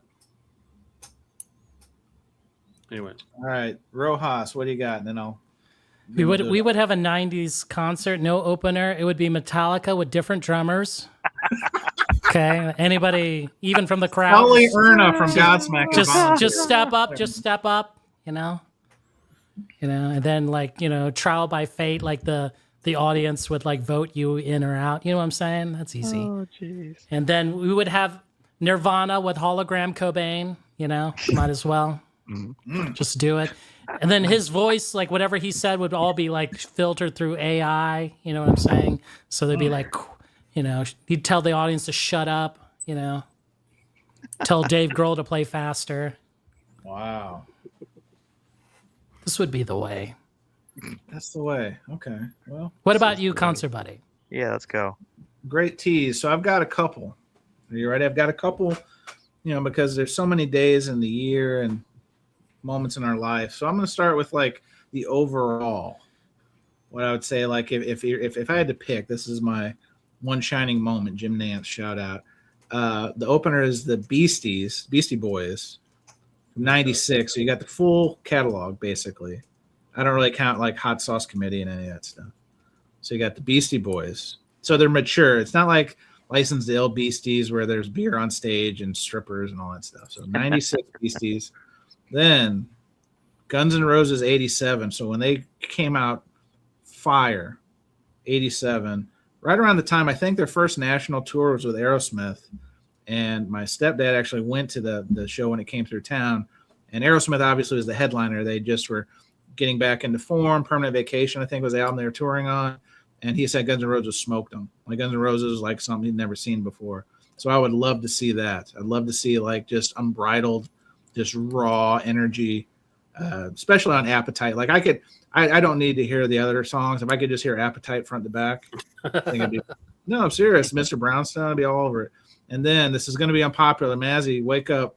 The Beatles. I think the Beatles would be the ultimate headliner, because I think that I would love to just see what that was like live. And I would say, I'd almost say the end of the career Beatles. So you have the full catalog. So you would get a true front to back discography greatest hits situation. 20 songs. I don't really care what they would be, but it'd be the full dichotomy of their catalog. And George would get more solos is all I would ask for, is George would get more of he would get more of the shine that he deserved. Let's just be honest.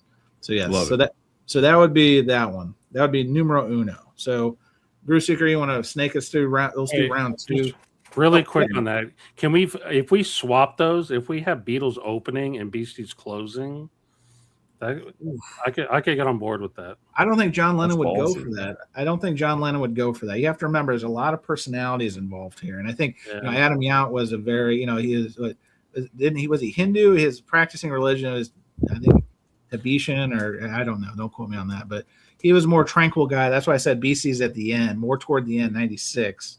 So they were more mature. But yeah, I don't think Lennon could handle opening up. That's why I didn't put them as the opener. Okay, fair enough. All right, Groove Seeker, we got round two for us? Yeah, round two. Worst bill ever would be, this is the worst concert lineup ever. Oh, worst. Okay, we're going worst. Wow. Would be REO Speedwagon opening for Styx, opening for Journey. That would be the worst bill ever. Jeez, what? How could you say right, that? So I just did. My third one, Wilco. Now this is like, hang on, are you still on worst? Or is this this is this is for real. I would go Wilco, like 2000s Wilco, like post Yankee Hotel Foxtrot. Television. Radiohead to close the show. Wait, what era Radiohead are we talking? I would go like live era, like In Rainbow's Hail to the Thief era. So you get what are you gonna say? Amnesia Kid A live era? Yeah, or OK Computer. OK Computer. Yeah, if you cut them off at OK Computer, you don't get the rest of the catalog. I'm okay with that, obviously. I mean, that's the problem. We live it in the past, man. No. I like it. Joel, what do you got for your round two? Give us a round two. This is obviously the lineup everyone is expecting from me, but it's the truth, right? I'm taking The Cure as my opener. That shows you where the show is going, because I'm taking The Cure, the ultimate headliner. I'm taking 1989 era, the Prayer Tour, I'm just going right. I'm going right there. I'm not playing around. I'm not going to try to be all hipster and say, give me head on the door or pornography. Okay, I'm just taking the prayer tour. Okay, my second band might be controversial in the chat. I don't know, but I'm taking 9 Inch Nails 1994 Self-Destruct Tour. Okay, taking it to the next level. And then the only band that can possibly close this out. 1990 Two Tark Park Tour, Skinny Puppy. That's what I'm taking. When you end that show, after it's probably lasting like 6 hours, okay, your life will be changed. Okay, right there. Period. Rough. That's all we're about. Is changing lives, making a difference in the vinyl. You're taking community. all like you will not be you'll get all your anger, your energy out in that show. You'll get the full range of emotions, full range. It'll be everything. I see we did here. We got a Skinny Puppy is awesome. Michael Elliott has got your back on that one, Joel. Hell yes. All right, Kendall, do you want to try round 2? Now you've tipped your toe in the bathwater from Lake Minnetonka. Are you ready for round 2? From Lake Minnetonka. Oh my goodness. All right. All right. So opening act, Deep Purple, but Mark 1. A little controversial, probably. Mark 1. Yes, Mark 1. I like their first 2 albums the best. I know. Then I'm gonna change it up. Go AC/DC, Highway to Hell era. Just because as much as I like Brian Johnson, I love Bon Scott more. Nice. I would've loved- that's I would've the loved right to have answer, seen- Kendall. That's the right answer. I would have loved to have seen him. And then closing it out. This is where it gets tough. Who do I want to close? Because I mean, starting it off kind of soft with Deep Purple, Mark 1, and a little more kind of druggy, and then going with the high octane AC/DC. Do I want to slow it back down or just keep it going? So that's where I'm struggling. Or I could just chill it out and go. You know what? Let's chill it out and go Little Feat with the Waiting for Columbus era. Ooh, that's a sneaky one. I like that. Nice. Listen, if anyone says this show does not cater to boomers, in your face. Right? In your face. Little Feat.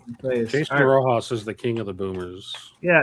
Really? King of the boomers. What do you got, Jason? Okay. You got another one for us? Is this Yes, gonna include yes. Okay.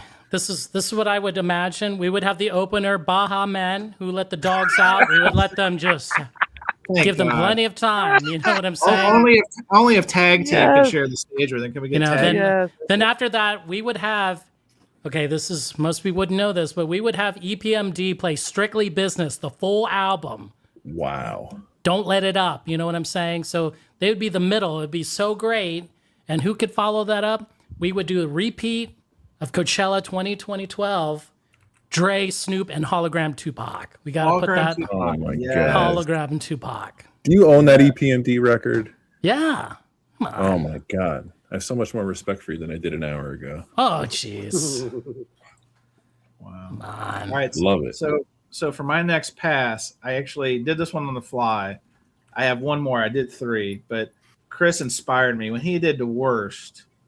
I'm going to give you the worst based on my experience. This is if this is putting probably the worst show cumulatively that I've seen with these bands.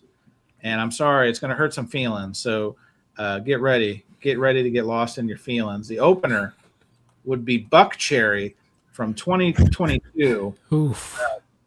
Josh Todd, if I remember, he basically introduced every song with, "This is a song about fucking," and it was a Crazy Bitch. He didn't play Crazy Bitch 12 times. Like every song, he introduced it that way. So Buck Cherry is your opener.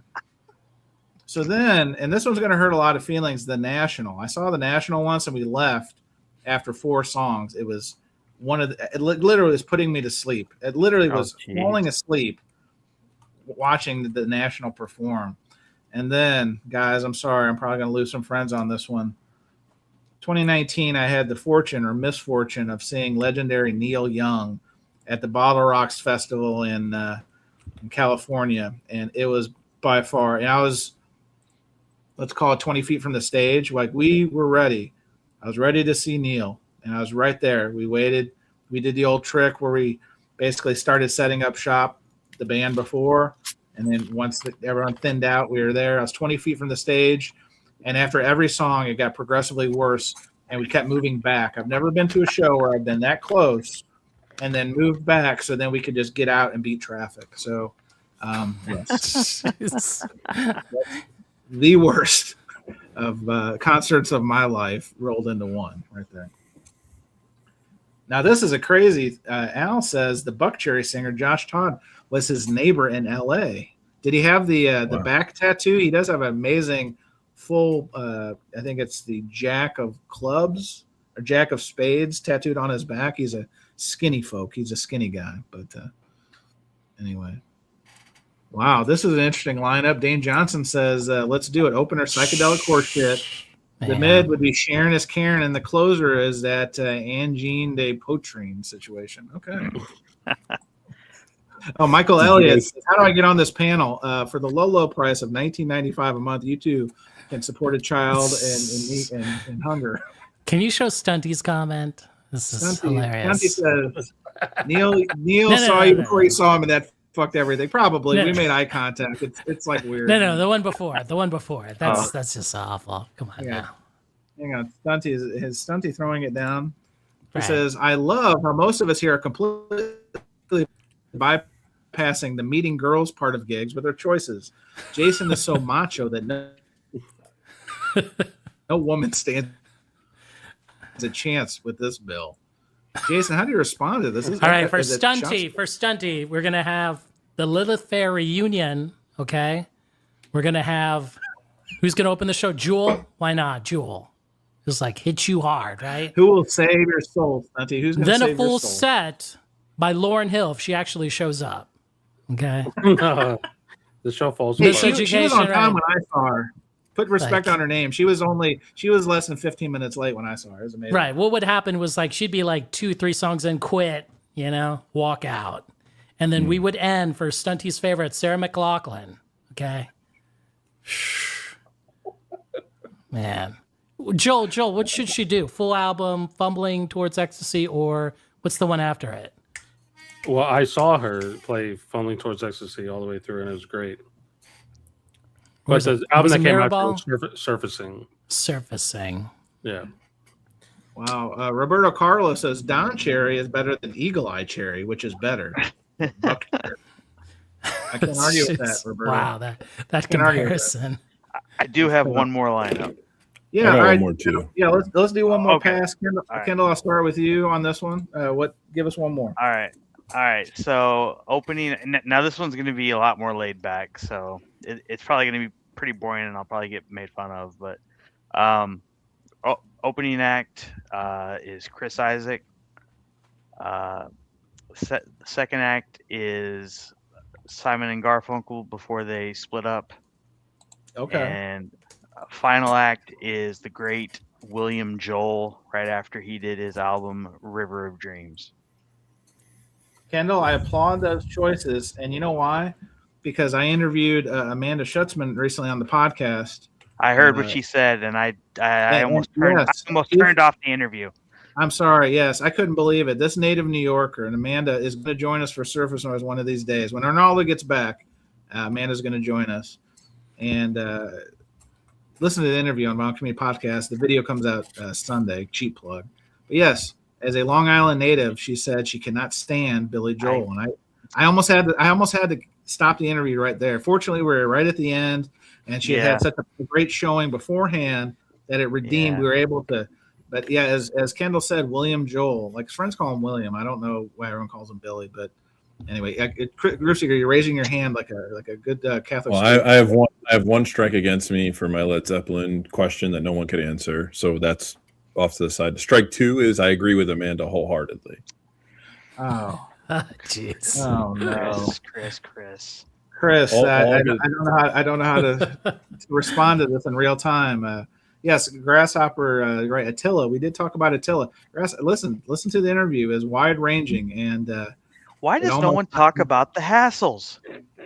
Well, the hassles were also brought up on the pod. I was trying to redeem Billy Joel in her eyes. I went to Attila, and she was like Attila ruled, and then at hassles, she's like even the hassles were better than the solo stuff. So anyway, all right, Joel, you got one more. You got one more in the holster for this Bill your own concert exercise. I do. I feel like hopefully Jason has been entertaining enough for you because I want to tell this lineup. It's going to be 4 artists, probably most of you don't know, but 4. Oh wow! It's well, we can only use 3, I just blew the surprise. Shit, I'm an idiot. I'm about to say, Ignore me. This is Okay, a VC anyway. social club. You got to be more buttoned up than this, Joel. Come on. I'm going to be quick about this. The opener is going to be the very first City and Color tour from Sometimes. If you know Dallas Green, that tour, it surprised everybody. We didn't know he was going to be making music like that. Anyway, damn, dude. Okay. Yeah, second, someone even less known, Jen Wood. I'm taking her on 2010, right after she releases Find You in Love. This is just for me because I like this music. Now, for closing the show, I'm having, I don't know how to pronounce his last name, but Jeremy, the lead singer from Sunny Day Real Estate, when he released World Waits. That was another tour that was really fantastic. So it's all kind of acoustic singer-songwriter-y stuff. Then for the surprise, see, I knew it. I knew it. Maybe this redeems it, maybe. As a surprise encore, Elliott Smith, 95-96. Does that help at all? I would say you pulled the nose of the plane up from crashing, but the plane still crashed, Joel. Yeah, but I didn't think that lineup could get more depressing, but it did. Killed everybody else. I had another list. That was like legendary bands that I've never seen live. But anyway, I picked that because I would love to see that show. I knew it was going to lose chat. You either don't know them or don't care about them. I'm sorry. Yes, Paul McClellan. Watch the view count. Yeah, we're bleeding viewers when Joel started bringing up the no name here. Sorry, my bad. All right, Groove Seeker, you got anything left in the tank? We need to. Yeah, I got one. I got one more. It might be as boring as Joel's, so I'm going to go Medisky, Martin, and Wood. Schofield shows up halfway through.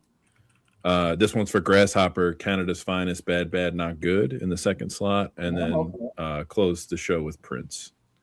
Oh yeah, that's too serious of an answer, Chris. Good call. That's it. Jason, you got one more for us, or you want me to bring it home? I did have one, but now you can bring it home. All right. So I'm glad somebody said the would have liked to seen them billing, because I did have a version of this where it's like it would have been awesome to see them. I never saw these acts at all, so I have no comparison. I have no point of view, but and this is tough because like Groove Seeker just had Prince closing, and Prince probably should close in 99% of these, but in this version I have Prince opening, and I have Prince 83 Prince, so I'm talking like Purple Rain Prince. So I wouldn't say it's the apex, but just red hot. The band that the band was on fire. So Prince opens. Then 70s Bowie is my mid. 70s Bowie with the old Ziggy Stardust, the paint, everything. And then you guys are gonna laugh. We need some diversity on this one. 92 Madonna. 92 Madonna, which I would say is probably the peak of her powers. She's dating Jose Canseco. She's having rendezvous with Dennis Rodman. She has a cone brassiere. The Truth or Dare tour. She's voguing. She hasn't had no children yet. So I think it's peak Madonna. And, like let the lady go on last. I know that was tough. I was wrestling between Madonna being the opener and Prince being the opener, but in the end, I...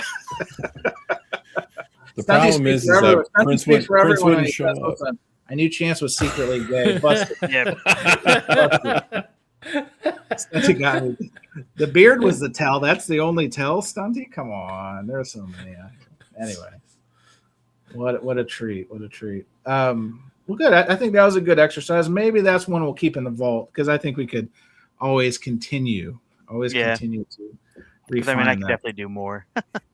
So we each did 3. 3 times 3 is 9 times 5. Nobody said Zeppelin out of all those choices.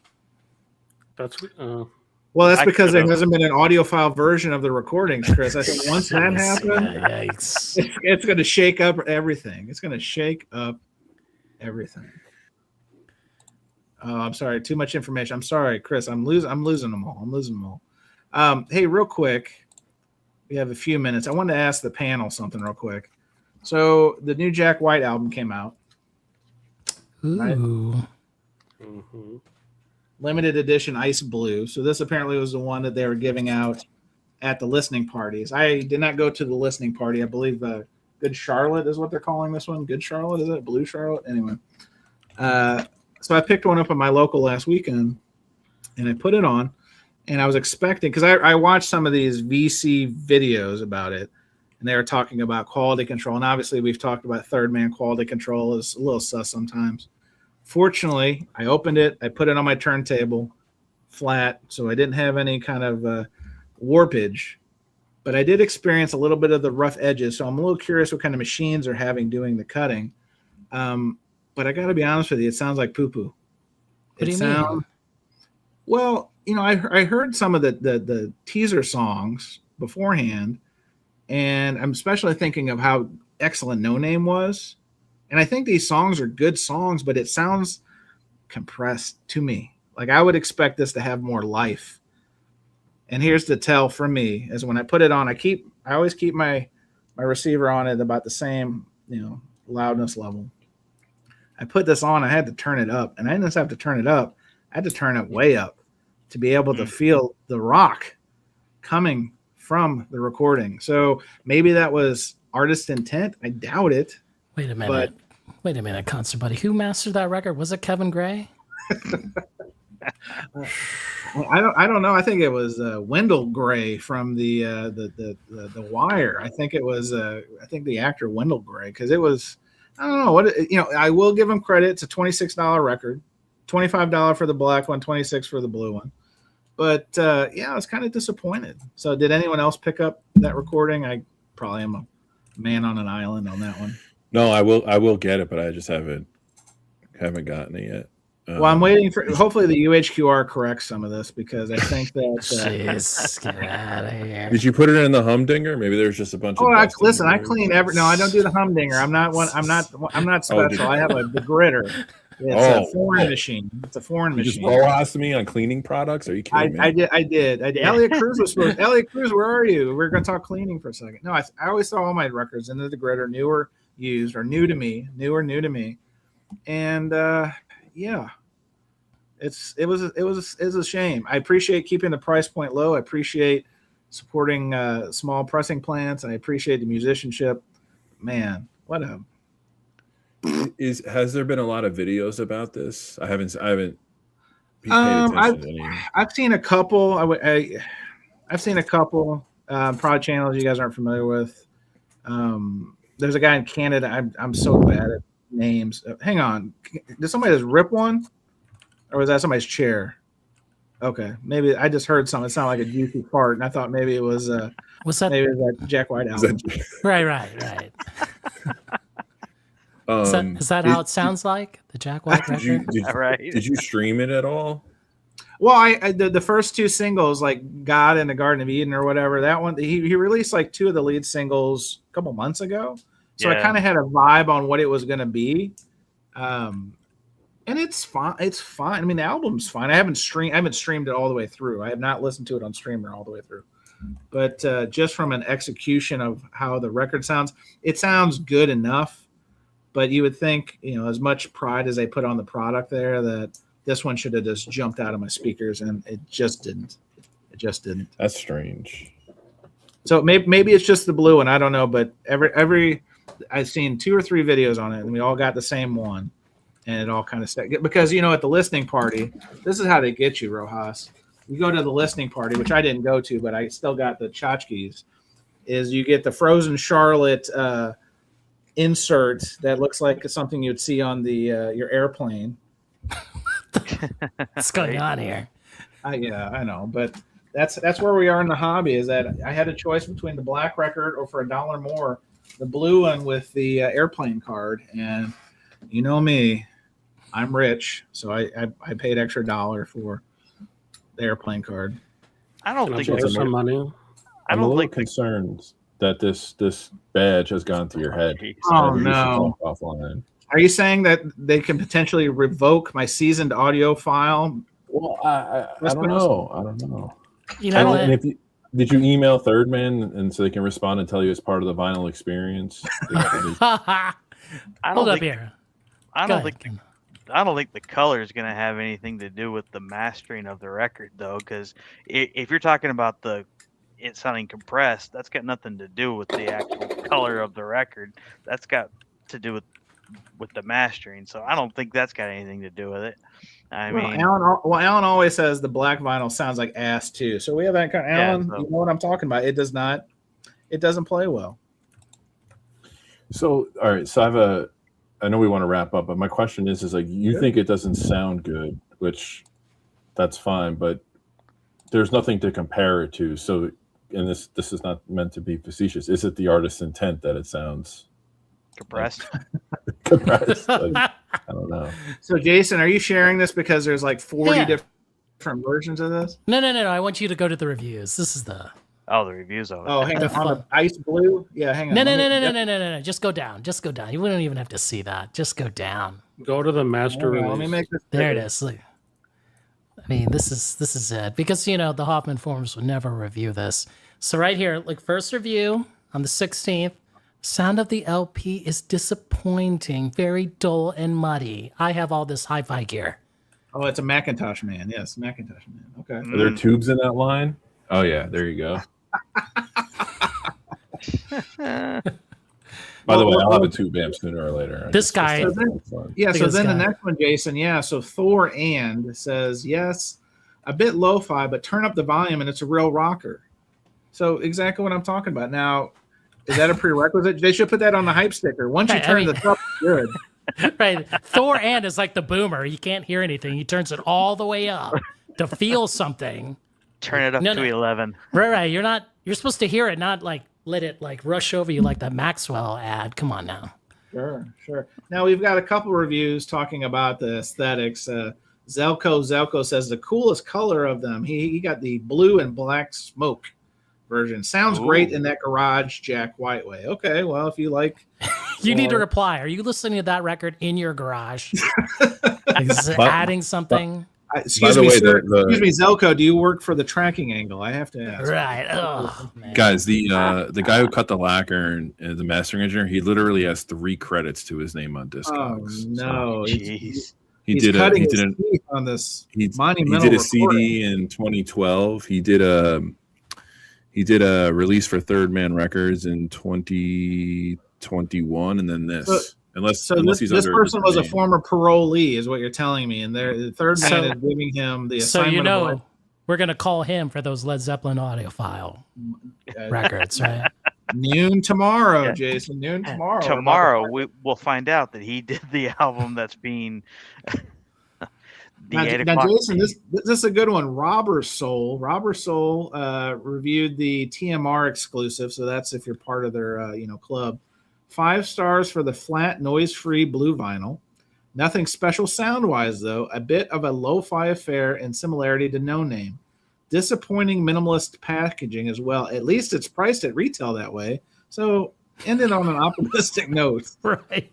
So basically saying, like, hey, at least it's cheap shit, but it's still shit. Okay. All right.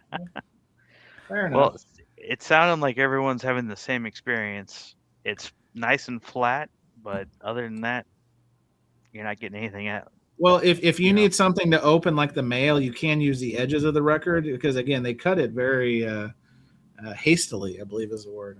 I'm saying it hastily. But, here we go. This is the one we're going to close on, guys. This is Dan Devers says, I get that part of it might be the sound Jack White's going for, but the recording is very flat.